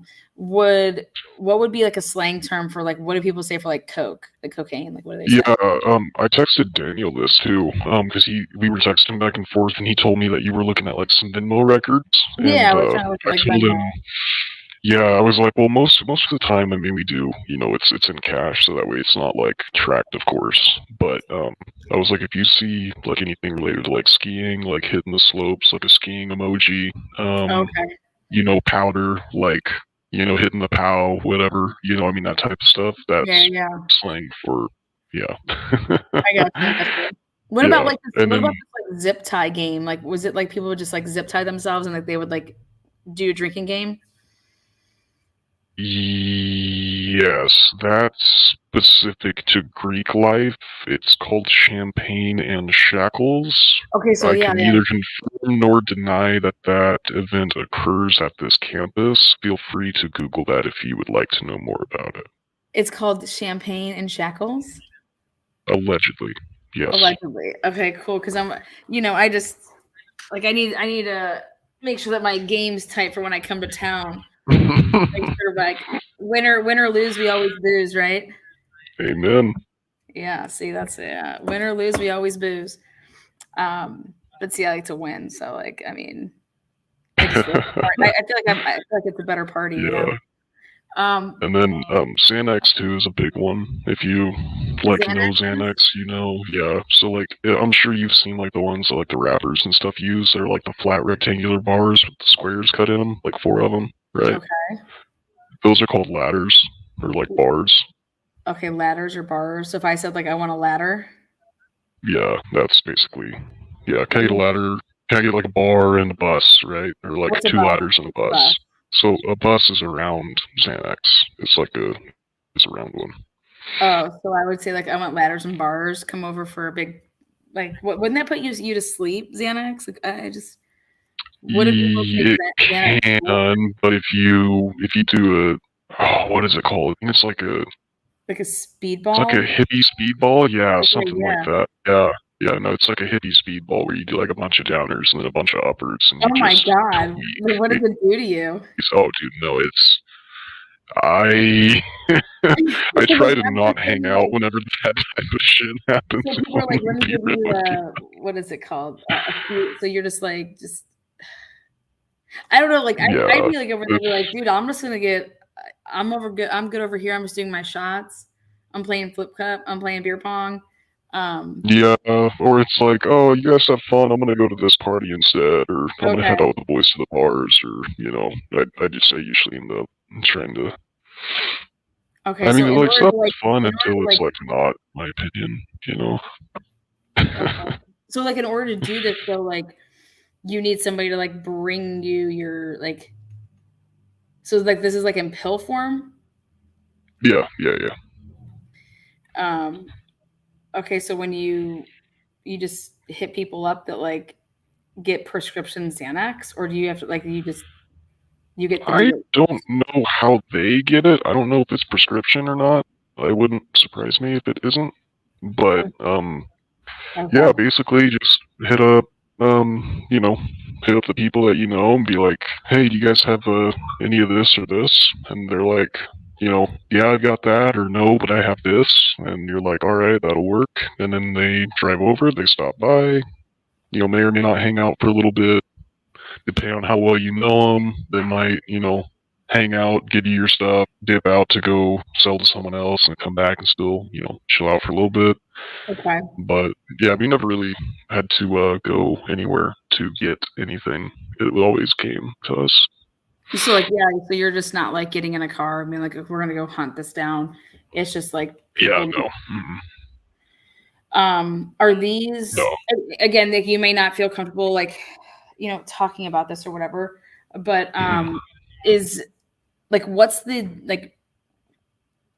drug of choice over there? I guess you could say like where you're like on campus. Like are people like let's party tonight? Like they like prepare ahead of time. Like hey, you need to get in contact with so and so because we're gonna if I want to party on like a Saturday, do I just hit that person up like an hour before I want to party, or do I talk to them like during the week like it's like? I mean, it kind of depends, I guess. Like, if you know you're gonna have like a big party this weekend and you want an 8-ball, you'd probably let them know a couple days in advance. But it would not be uncommon to buy at like 8 or 9 o'clock, and then we use everything by like 11 or midnight, and then we buy again. Okay. And then keep going until like 4 a.m. and then may or may not buy again, depending on if they're still like driving around and whatnot. Okay, so like these people drive around though. So if they're like in your area and you like hit them up and they're like, okay, yeah, I'm in town, so like I'm over here. I mean, they could be like sometimes it's they're sometimes they could drive over, sometimes it's right next door, sometimes it's hey, we're gonna go to the bars at 11 o'clock. You can meet us there. It just really depends. I mean, that's kind of the thing too. Is like the dealers here, they're more friends than dealers, which is kind of like. Yeah, it makes a lot of people not take it seriously, right? Because like when you hang out and like you're friends with your dealer, you trust their product, and like they are not their product. They're not trying to kill themselves. Like they're not lacing it with fentanyl. You would think, right? Oh, I always say that right? like whoever tries to like kill their own clientele, like if you truly think about it, that's what we think. Yeah, but I mean, with what other stuff has happened, that's exactly what happened, and yeah. Or like middlemen are trying to make money, so like they're cutting the product to make more of it, so that they can make more money, type of thing. Yeah, I mean, I've thought of it because I'm a business major too. I've thought about it. Like, how do you make money off of killing your freaking customers? Right? It just doesn't make sense. It doesn't like, make sense. That's never the plan. I feel like, right? No, yeah, like you take like a business class tell you you need your customers. So why would you Right. try to kill them, right? That's I my mean, head if you're now. making a couple hundred, yeah, like you can get a couple $100 a week from this one guy or one girl. Why would you try to give them something that could potentially, It killed I them. don't know. Yeah. Yeah, it doesn't make sense to me.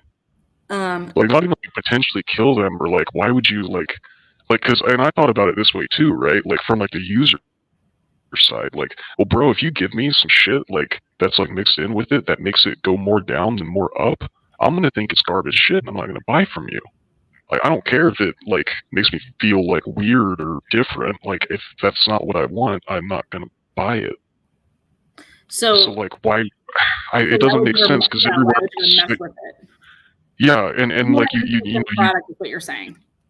yeah, and like you look at everywhere else, everyone else tries to do the one thing that they do. They try to do it the best they can, right? Like these guys, they do the opposite. They're like, what can we get away with? And I don't know. It doesn't make sense to me.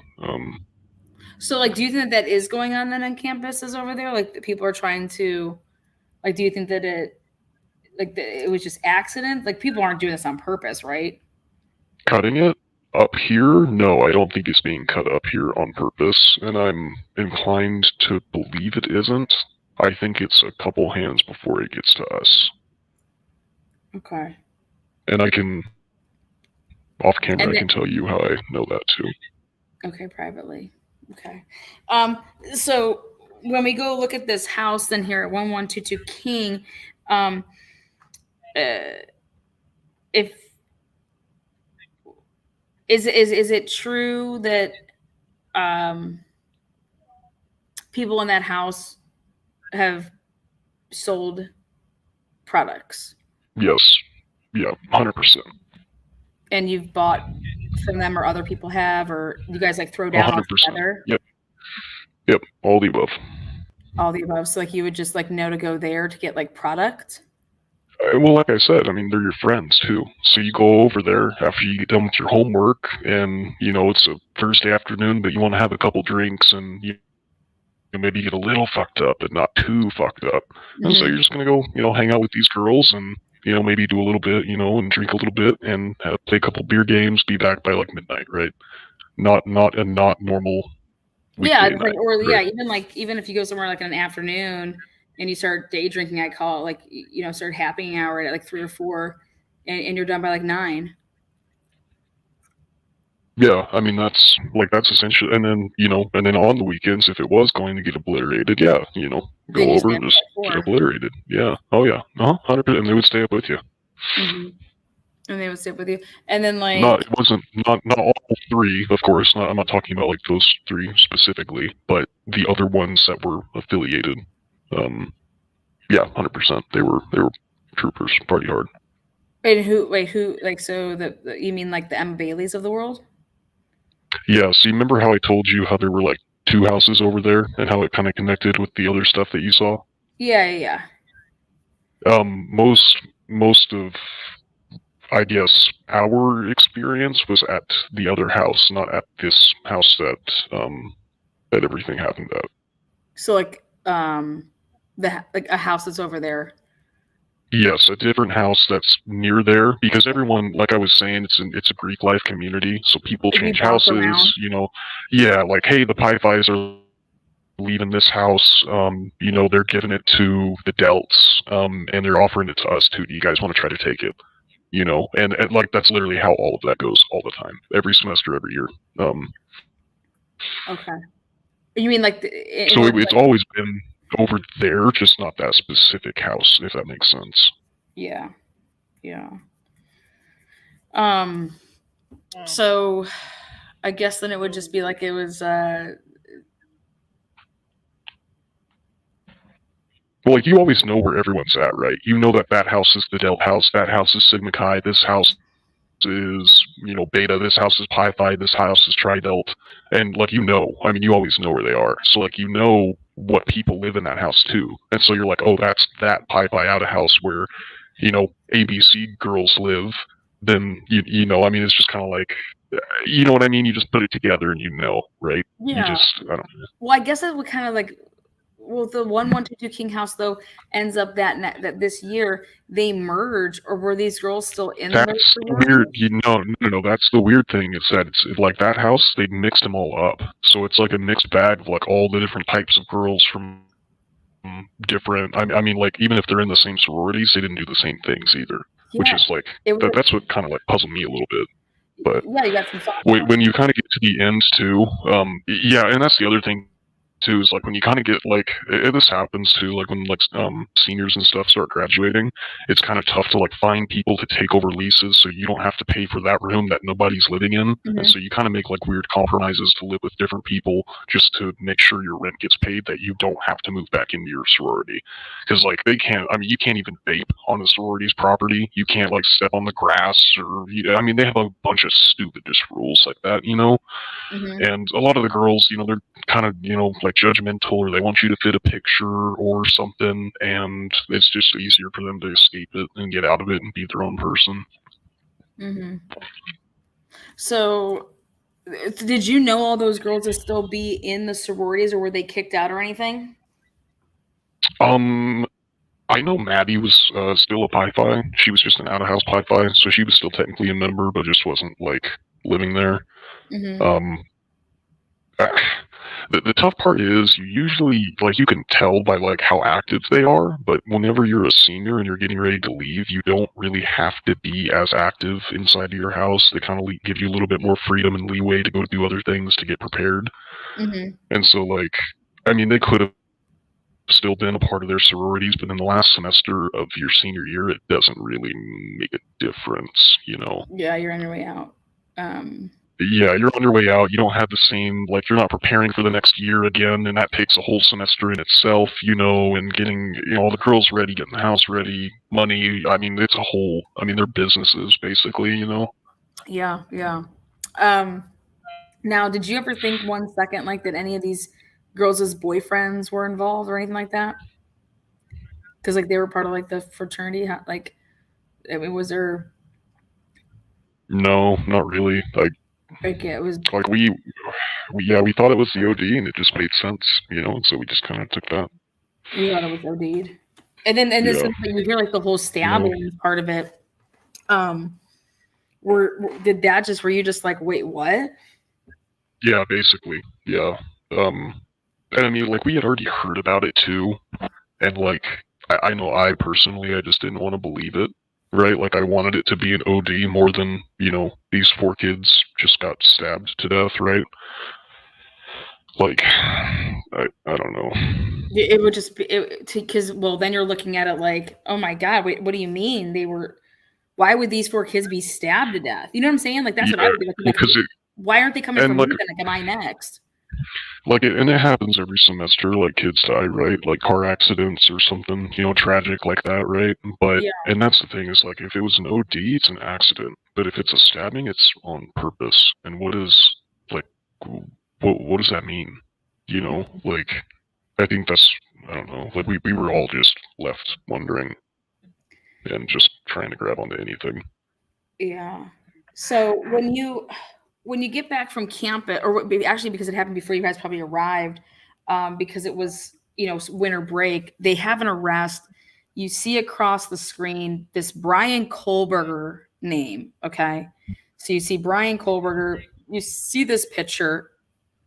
Does everybody start like messaging each other? Like, oh my God, they're arresting somebody. Oh my God, they're about to announce this arrest. Yeah, more so just like, hey, like, did you see they caught the guy? Oh, really? Yeah, like, this is the guy. Like, we sent a couple photos of him in the group chat. Like, anybody seen this guy? Or no, nothing. None of us had any idea. None of us seen him. None of us knew him. None of us knew he existed. Wow. So, like, nobody's like, oh my God, did you see that was the guy that went by Timmy? Or he's the guy that's been selling us these drugs? Or he's been over here at the parties trying to, like, hit up, like, you know... Or, oh, that was somebody's fuck buddy, you know? No, I remember one of our upperclassmen actually, who's like pretty like into like the sorority scene and stuff. Like, has a long-time girlfriend, and, you know, just knows a lot of the girls and stuff like that. Like, he even posted it in our group chat. Like, I remember it was like the photo of him in the orange shirt, like the little orange V-neck jumpsuit shirt thing that they put him Yeah, Pretty yeah. sure that was the photo that he had screenshotted and sent it to our group chat, and was like, "Yeah, this is the guy." And we just, yeah, none of us, nothing. Mm-mm. So nobody. So you're sitting here telling me that nobody was like, "Oh, I know. Oh my God, that was that guy that he was at that or he comes to these parties. He was dating so and so." Like nobody can like say, "I know who that Yeah. guy is." Nothing. I ended up hearing something a little bit later that I tried to look into, but I couldn't really prove, that allegedly he had like a sister or a cousin that went to U of I that lived over off of King and Queen Road. I heard that later afterwards. I never looked into it. I don't know. It's Yeah, allegedly. that tried to come out like I don't see any connection there whatsoever with any of that. It was Yeah. the Brian Kohlberg's sister. It was like his sister or his cousin or something like that. That was at one of the houses right next to it. Somebody mentioned that they had heard of that, but that was like weeks after. And I mean that totally could have been false. Totally could have been telephone. Whatever it is. So yeah, just like someone trying to say whatever. Because I've always thought this was interesting. I've been looking into it, and no one's come forward to say that they've dated the guy or that he's ever caused any problems for them. Like, truthfully come on the record and be able to provide any pictures. I mean, the guy just moved there literally a couple months beforehand and came there for the PhD program, everything, blah, blah. But if someone's stalking, these four, which again, I find that very, to be stalking four people, this doesn't make sense. Especially like they're just, it's not like these four were like when you look at Xana, Ethan, Kaylee, and Madison, did they always do everything together? Why would those four be like, why wouldn't anybody take out the other two roommates? That's always been something a struggle for me is would you leave any like witnesses? You know what I'm saying? Like, how would you know? Yeah, no, that doesn't like. How would you know who was in whose room? How does anybody know? We talked about that too. There's no way that he didn't know that girl saw him. Like, because if he was wearing a mask and crap, right? And she says that she sees him, then he would have to have seen her, right? Like, I don't. That's what I say. And I have a hard time believing that. Like, did he have the knife in his hand? When you saw him like that, how did you see? Like, are you just so tunnel visioned that you didn't see it? Like, I don't. But then she opened the door like what 2 or 3 more times after that. I can't remember. Before she actually saw him, she said, Yeah, I mean, there's, and that's like. And like I was saying, I mean, we took any information we got that made sense, and we ran with it and accepted it. And like, since a lot of this stuff is happening, I mean, you even. I know that you knew some of the people because you said that house was just like kind of like thrown together. So like, did you guys even know Dylan or Bethany? Because they were like a lot younger. Yeah. Oh yeah. Okay. So like, did you know? Yeah. Like I didn't directly know them because they are a bit younger than me, and like I kind of tend to stay with the older crowd, but no, like a lot of like the younger guys that I know were friends with them, have them on Snapchat, went over there to go party, stuff like that. So is it weird? Is it that they didn't like that Dylan and Bethany didn't live in a sorority house versus because that was their sophomore year? Like, why didn't they live in isn't it more like customary to live in like your sorority house your sophomore year? Yeah, it's supposed to be, traditionally it's 2 years, 8 semesters, or 4 semesters. So, but there's a ton of different things that you can do to, like, you can petition to get out early, you can say, hey, it's my depression and my anxiety, I need to get out, I have this family event, blah, blah, blah. You can do that type of stuff, go in front of a panel or a board, and then they'll vote on it and things like that. So, she easily could have done that, or like a lot of girls too, I know, like they'll get in it for a year and they'll be like, F this, and then get out and just drop completely. And they still might have a technical membership left over, but it's because they dropped and didn't like finalize their membership process, or it really gets through the weeds. It's strange. Okay. So it's normally that you live in that like it's like, okay, like your freshman year, you live in the dorms, right? You know, and then it's your sophomore and you normally your junior year. So U of I is different. Freshman year, you can live in your fraternity or sorority your As a freshman year. freshman. Yeah, because we are on campus. Every Greek house is on campus. So. Okay. So you could live so like your freshman year, you don't necessarily have to live in the dorms. No, and that's why a lot of kids go Greek too, so they don't have to live in the dorms their freshman year. They can just move straight into a frat house or a sorority. Oh, nice. That's interesting, right? Mm-hmm. Okay, so then I'm interested to know then if Bethany or Dylan, if they lived in the sorority house their freshman year, or if they lived in the dorms. Yeah, I could ask and probably find out and get that back to you. I don't know off the top of my head though. Yes. I was just, because I was just curious why they chose not to, I mean, that's a big age gap to me in college. People don't realize, but like if I'm a senior and you're a sophomore, you can actually get me into a lot of trouble. I can drink, you can't, right? So I'm going to bars. How do I get you into these bars? Things like that. But yeah, we're pretty good about that. Like community wise here, like the kids and the cops and the business owners, we're all actually pretty good about that. Okay. All right. So what I'm gonna do here, we're gonna start to close this out. I'm gonna just turn over to like the live chat feature to see anybody that has questions. Unless there's something that you want to say furthermore, like on different topics, like, so it's known to you, M and D, they sell drugs to the community. Like that's like that's known. Yeah, there's some of the dealers here. There's like, some of them. Well, like they are like the dealers in town, is what I would say. Okay, and then like I would say most of the party drugs are coming through. We're coming through them. Okay, so like since they have been arrested, like how are people you think getting their supply? I'm just curious. I mean, is it someone just picked? Everybody I know has quit or has said that they quit. So I'm not sure. And then, was Emma known to be acquaintances or cool with any of the victims? Oh yeah, absolutely. There's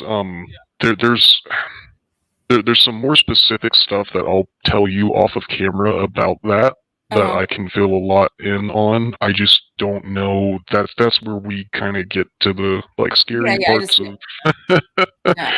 So I what I want to do is give you that and then let you help me understand what I should or shouldn't say and that type of stuff. Yeah, absolutely. Yeah. Absolutely. And then you would never classify as anybody in the house as being like, hey, those are drug dealers? Would you ever say that? Would you ever be like, although those people are drug dealers? Or would you just say like those people are like a party? You know what I mean? Yeah, no, they don't. I mean, and that's what I was saying too. Like, they're more your friends than they are your dealers. They just happen to be your friends that have fun stuff that you can buy off them, basically. Okay. And then would it just be like that? People would just hand them the money, and then or like shoot them a Venmo or something. Mm-hmm. Okay.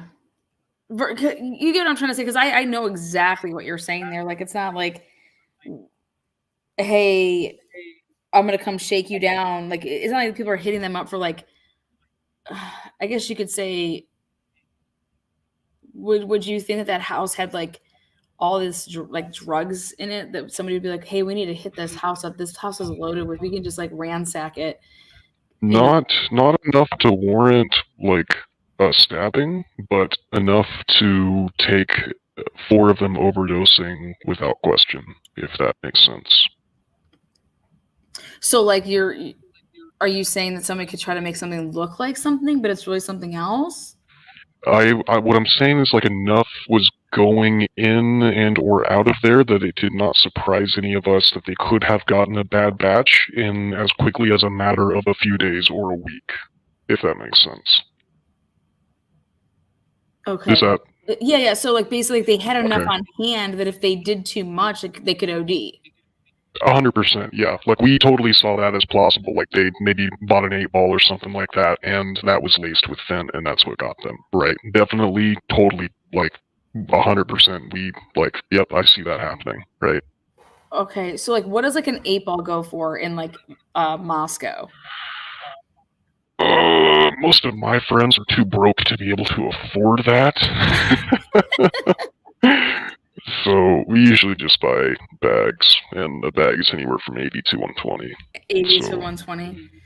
And then Yeah. so like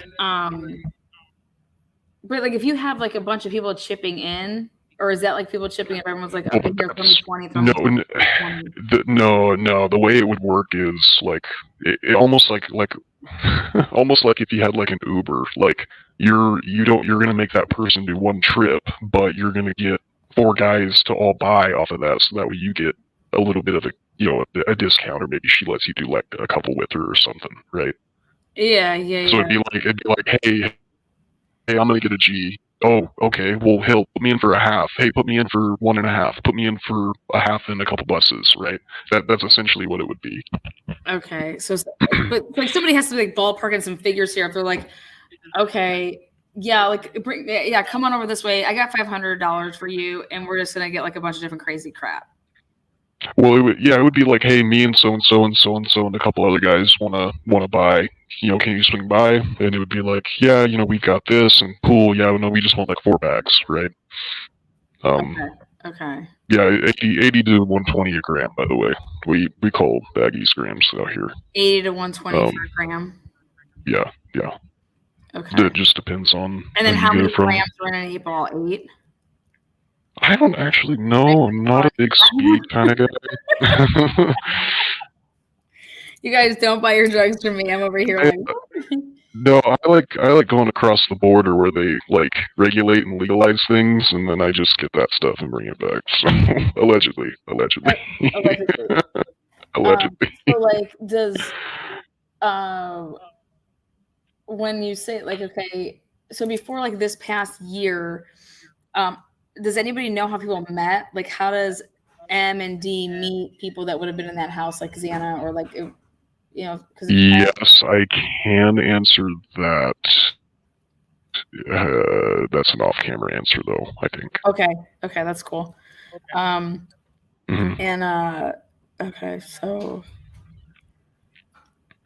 yeah, so there definitely was like, so Emma Bailey was known in that, like everybody knew in that house who she was, and she'd be over there, and whoever she was hanging out with would be over there from time to time. Yeah, she had a lot of friends, so she would be here. I mean, she could be anywhere from 3 to 5, 6 different places, plus the bars in a night. Okay. Like she was, so like that. That's one thing. Yeah, like she was like a hustler in the aspect of like she worked hard. Like she would always be like going somewhere to go do something, Yeah.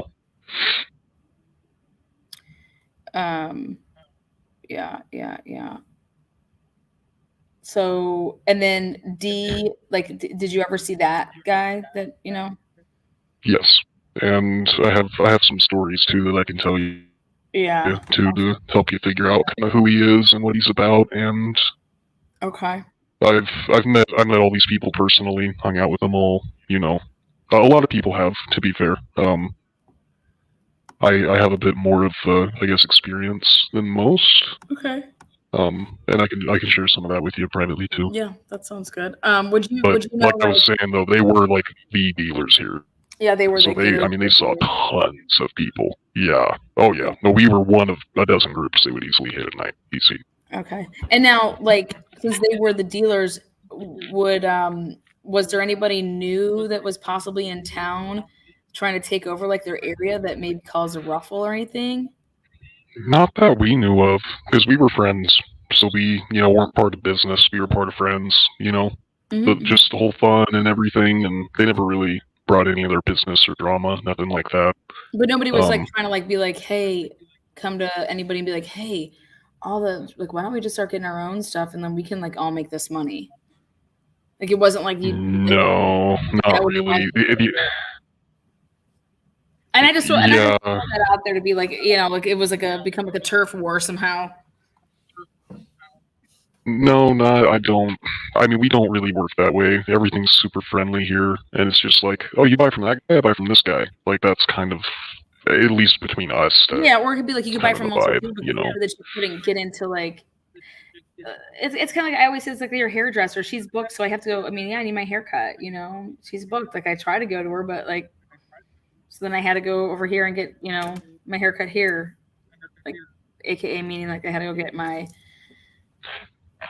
stuff over there. Yeah, I only had one friend that was that bad that would actually start to tweak out if he couldn't get something when he wanted it. The rest of them were kind of just like, I have a little bit left over, or we'll just re-up tomorrow, or I mean, we're partiers, we're not drug addicts, right?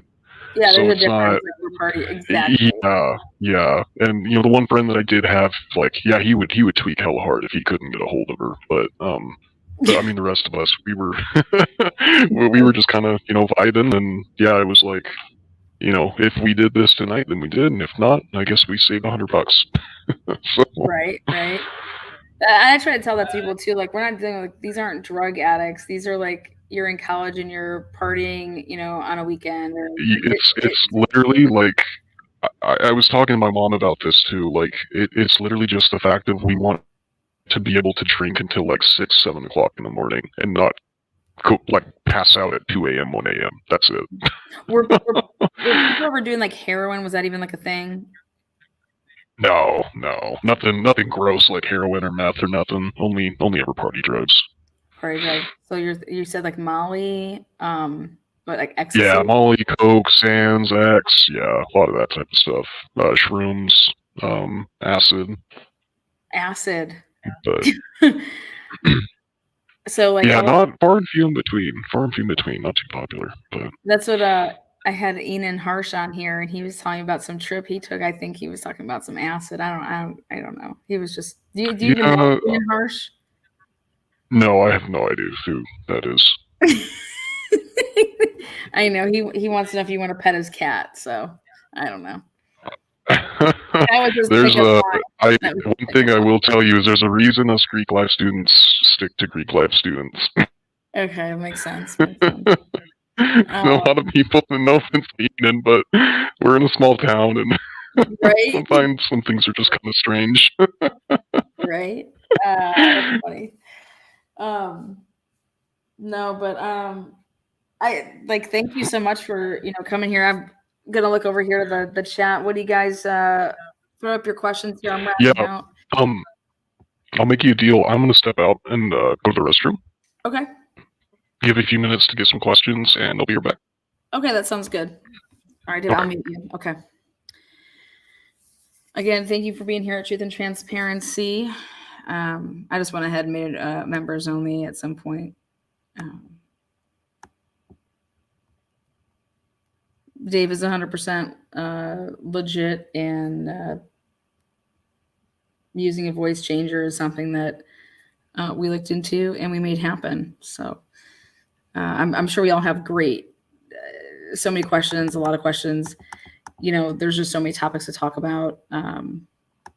Dave wants to get to the truth of the matter of things, and I think that you need a starting point, and Dave has made that possible. And I think for all of us, we need to start talking about the fact that these interviews, who was interviewed, and the time frames. So again, I do see it like, maps. Well, me and Dave are gonna do a part 2. So I think it'd be best like that I keep it where that interview would be a part 2 with that.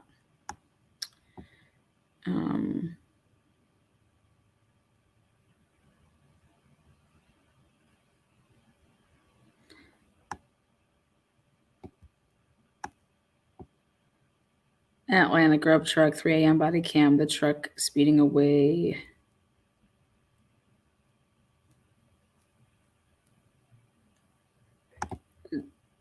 He just knows the people that were at the body cam or at the Banfield camp. He's already said that they were never interviewed.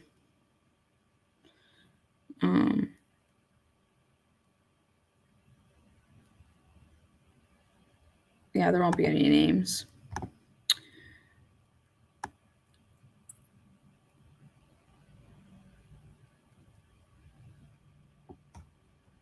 We can ask him that. Okay, I'm back. All right. Here's a question for you. Were you aware of the university internet servers being down for hours the night of the murders? No, but it's not an uncommon thing for them to go down in the middle of the night for like 2, 3, 4 hours and them to do work. We have a pretty low budget like IT team here. Okay, cool. So it kind of takes them a while to do like jobs and stuff. Okay. And they usually they'll try to pick like a Saturday night, because it's like the least like trafficked time makes sense. for internet. But yeah. So before BK came out as the alleged killer, who did the small town think did it? Did anybody ever say who they thought maybe did it? We thought it was the same person that was like, because we had heard about like the pets and like dogs and stuff getting skinned alive and set out throughout town. We thought it was like the same psycho that was doing that shit. Yeah. Like I think I did an intro video about that back in the day. Here's a question for you. I have no idea what it means, but I'm just curious. Attention, Lana. How does Dave interpret "we are going to take those guys to the end zone"? If he's ever heard of that being said. I never heard that. Is that like in a like a clip or something? No, I don't know. I don't know if it's like a code type question. And we're gonna take those guys to the end zone. Like, what does that mean? Like, beat them up? I don't know. I mean, it could. A lot of people say a lot of weird stuff. Not gonna lie. Like, here's a question. Let's see what this one says. Do the students think BK is the right guy? Did Ethan get in a fight at Sigma Chi that night? This has been a great interview. Thank you, Lana and Dave. Yeah, I appreciate that. So did Ethan get in a fight at Sigma Chi that night? Does anybody know? Not that I know of. We're not really like too close to them. And they kind of like, they're kind of like a top house on campus. They care a lot about like their image and, you know, like what gets heard about them and stuff. So like, it wouldn't surprise me even if like that did happen, that they wouldn't even let the word get out that they had a fight happen. Okay. Yeah. Got it. And I only know like just a small handful of guys there. Most of them are like your typical kind of frat kind of. Yeah, all-star wannabe Chad type dudes. And yeah, got that. Yeah. Let's see. Again, a lot of people are saying thank you for, they're being super supportive. So I think that's important for you to know. Yeah, I appreciate everybody that's sending their love, and I've seen a couple of the comments that Lana's pinned up. Yeah. No, I really appreciate it. It's been a long process talking with her and with Daniel, but like I've been saying, I want other people to know like what I know, and be able to look at stuff from a different perspective too, because it's just like anything. Sometimes the one way you're looking at it might not be the right way, or you might see something someone else didn't see, or it could be anything, right? Could be anything. So yeah, thank you guys for being supportive. I appreciate it. Yeah, no, you're greatly appreciated, and I think that, like I said, I give you so much credit. Here's a question from Drelatina. Does Dave think sobriety is a worthy goal for young people? It's a goal I don't think many of us have even attained. If I'm gonna be honest. Yeah. So after a lot of us do kind of, after a lot of this stuff has happened, though, a lot of us do realize, like, hey, we've been, riding the lightning, we've been playing with fire, we need to kind of take life seriously, and, it is kind of a big wake-up call for a lot of us, even if we weren't as close as we were, we just kind of realized, like, hey, life is precious, right? You're not promised tomorrow. Yes, totally. Absolutely. It's just a tough thing to learn at a really young age, I guess. But yeah, it's totally changed. Like I said, like this isn't how this year was supposed to go for anybody that would be at that campus, let alone the victims. You know what I mean? Like yeah, I consider even like you a victim. I mean, I'm talking about, I guess you could say, the victims of the crime, with the stabbings. But is there been any talk about who the sixth roommate was at the house? Does anybody know about a sixth roommate? Or maybe that's something you can. Was there a sixth roommate? not off the top of my head that I can remember. Like I was saying with that one, they rented them out by the rooms, which is why they had that really weird like living situation. Okay. Thank you, Dr. Latino. Appreciate that. But yeah, that's why they had like a weird living situation, is because they rent them out by the rooms there, and so they have like I mean, it could. You get some people in there that are only there for a semester, some that might stay for 2 but leave for the summer, and then somebody else might stay for the entire year round, right? It really just depends. Okay, I got on that. So, like, you think that they were like this is what didn't make sense with the Venmo stuff. Then it was like they were subletting though, like. That totally could have been a possibility too. That's what I was saying. Like one of the girls might have graduated, but just subleased it out to another girl. Okay. And then like, hey, I'm not going to be here in the spring. If you want, you can have this place. Or hey, I'm graduating this spring, but the lease is good until, maybe it's like 3 other girls are re-signing, but there's 2 more bedrooms open. Do you want the bedroom open in the fall? Right?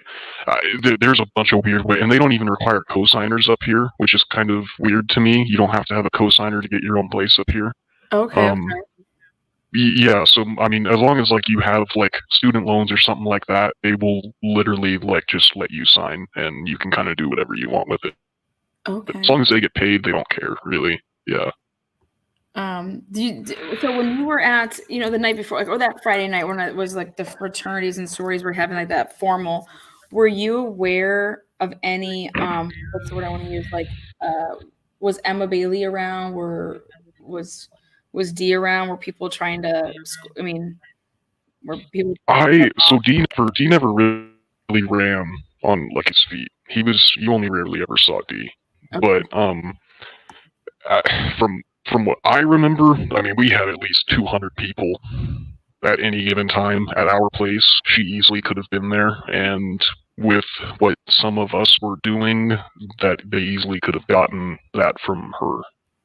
Yeah. And especially like if you knew like that was like coming up, like it could have been something they even got like I said, like on a Wednesday or Thursday, leading up to that. Maybe even somebody, because there's like stuff in the search warrant that they looked for like a bank camera footage. Maybe somebody had to meet up at the bank because they had to pull a bunch of cash or something to like pay. I'm just like throwing this out, Well, and there's an ATM right off of campus, and it's on the main walking path that we all take to and from, like getting to the bars and stuff like that too. Oh, okay. So I mean, it's super convenient to get cash here on campus. Really, really easy. It takes you 2 minutes to go out and get $100. Okay. Well, I mean, you're just, I can't thank you enough, but I also more than thankful is just on Mother's Day. I think that you made, as somebody posted, and I tried to highlight there that you made your mom proud. It maybe she's thinking we're doing this, but like there were some moms out there that were like, here it was. There you go. And that's what my mom told me too. Like whenever we were talking about it on the first phone call after it happened, she was like, the first thing I thought about is like, oh my God, what if that was you? She's like, I know you were partying. She's like, I know you were out there. She's like, I hadn't heard from you. She's like, I didn't know. What if that was you? And I was just like, just thinking about like, just like thinking about being a parent, right? Like I'm not a parent, but just thinking about like, that's just such a terrifying position to be put in, and maybe that's what resonated with me whenever I heard Kim speak. It was like hearing my mom speak, and it's just like, yeah, you're right. I mean, if I was a parent, I would want to know these things too, and I would want to know why. And even if it doesn't answer a question, at least it's more that they could take to the cops and be like, what else aren't you telling us, right? Because they need to know. Like, I mean, I don't know. I know like a lot of people have a bunch of different opinions, but at the end of the day, like they lost their kids. Why? Like, screw your public image, screw the press conferences. Just be real with this family. Like, you know. Yeah. Right. Right. That's how I feel the same way. I feel the same way. Is if Brian's the guy and he's this crazy lunatic person, and there's just a lot of gaps. And I think the biggest thing for me is hearing from somebody that, I believe in, and that's you, and you're saying we were notified, we knew about all of this way earlier. How could we all know about this way earlier, and 911's not called until 2.5 hours later, 2 hours later? That just doesn't make sense. Meaning it does make sense, but it needs to be answered for. It kind of freaks me out. Like, how does that happen? Yeah. Like that doesn't just happen, right? Like something had to happen for that information to get all the way through to Greek Life, to get to Kim, to get through to me, to get through, like, I don't, and it freaks me out, because it's like, is everything else true? I mean, I've seen a couple of the videos of Chief Fry. I've never met him in person. He's never, I've never seen him on campus or nothing like that. And we do have cops that come through and stuff, but I've always felt like he was just kind of like bullshitting to a certain degree. Okay. With all due respect to the man, of course, but yeah. And it's like, and maybe that's not the right word. Maybe it's just like too much confidence with what he's saying or what he's trying to do. And I get why he's doing it, but to keep like you're not making. Keeping the town at bay, like, don't worry, like, I just don't want pandemonium, like, we have to tell people that it was an isolated protecting the information of the case. What did he say? Like, the integrity of the case was like his freaking key phrase those first like 2 weeks. God, I heard him say that so much.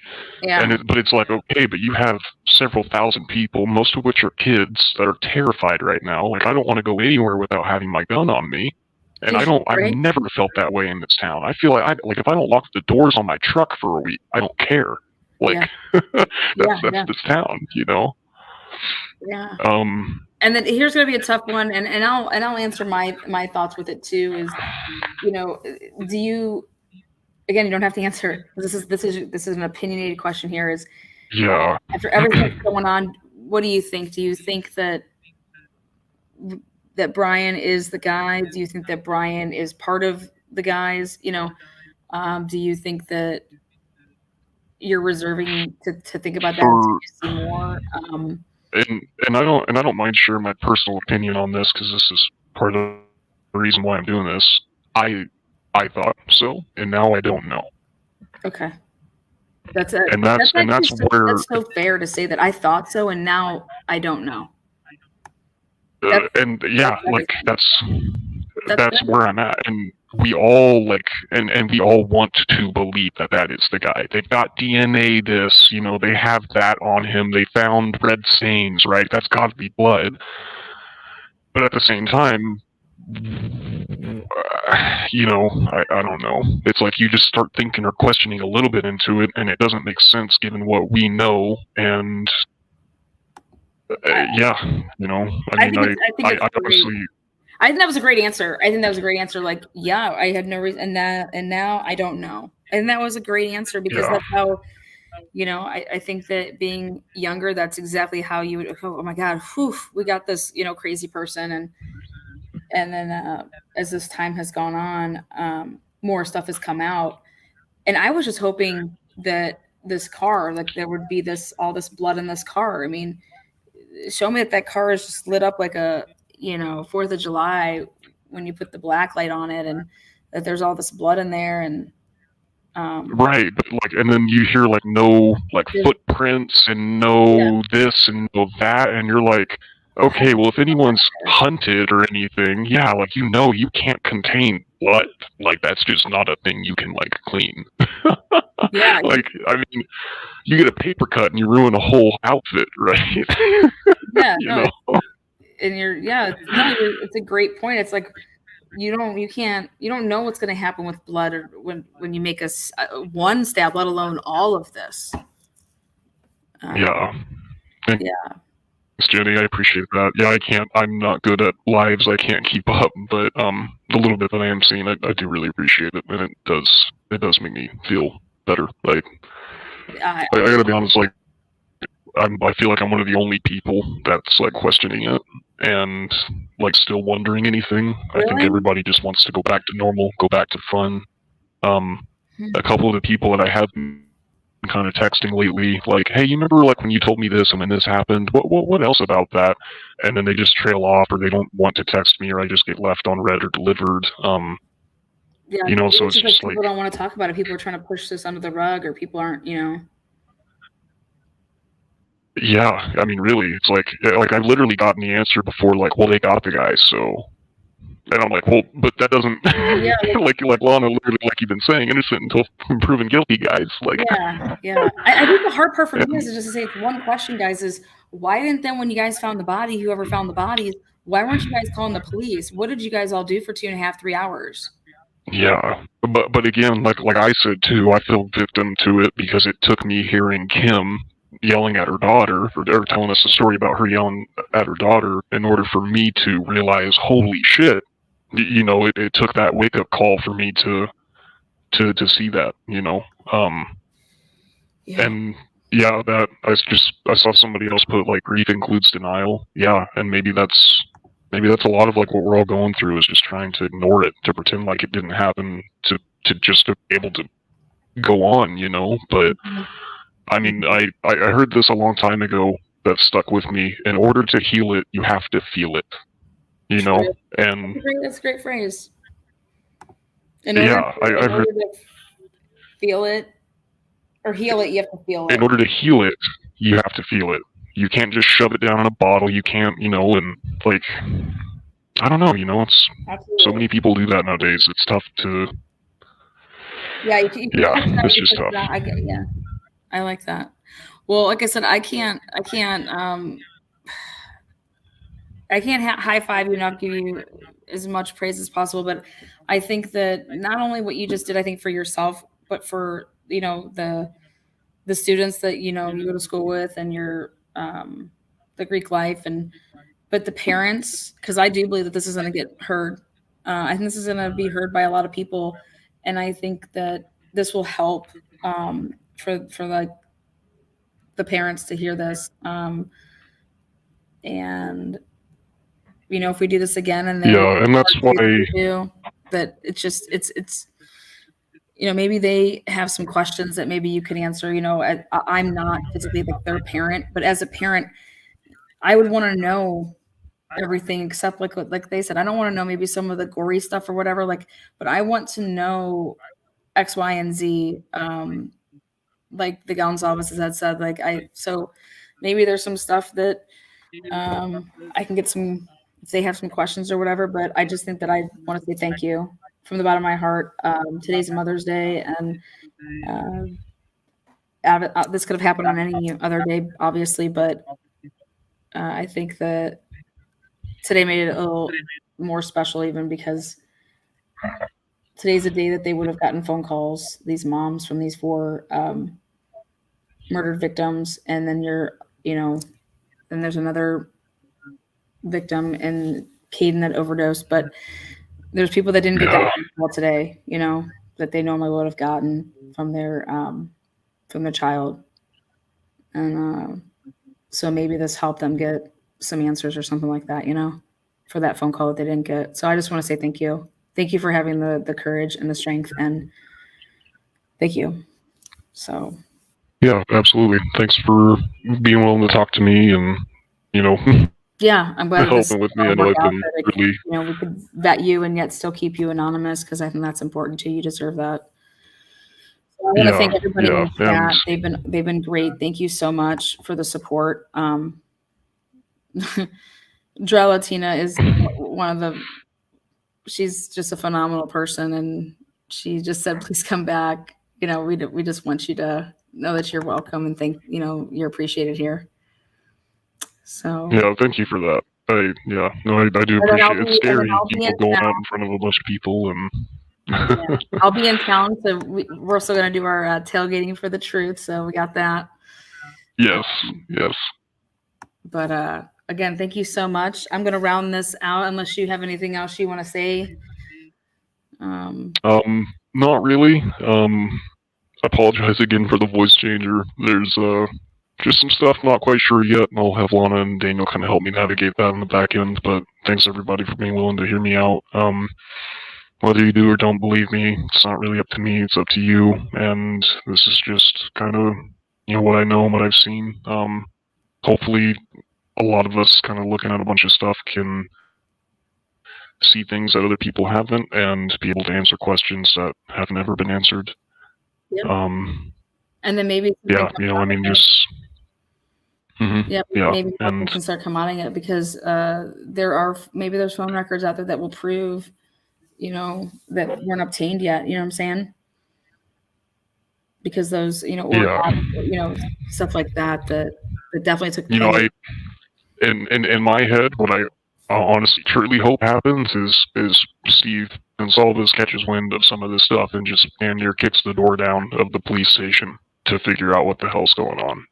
I mean, as a dad, that's what I would, feel like instinctively to do. And that's kind of what I think too, is like, I mean, this dad's ready to raise hell and high water in order to figure out what the hell happened to his daughter, and the people that are supposed to help him are not even helping him, Yeah, that's awesome. And I'm so glad that you said that because I feel the same way. That's amazing. So if anybody's out there and they know how to get this, here's a young man that wants us to get to, Kaylee's dad. So if anybody out there can make that happen, we welcome that by sharing this video. All right, guys, until next time, again, happy Mother's Day to all the moms out there, especially yours. Dave, thank you so much. And we'll be back soon with another Truth and Transparency episode. Again, thank you so much, Dave. Appreciate you. Yeah, thank you. We'll stay in touch. I'll text you about some of the other stuff we talked about too. Okay, and that sounds good. All right, again. Yeah, we'll see you guys later.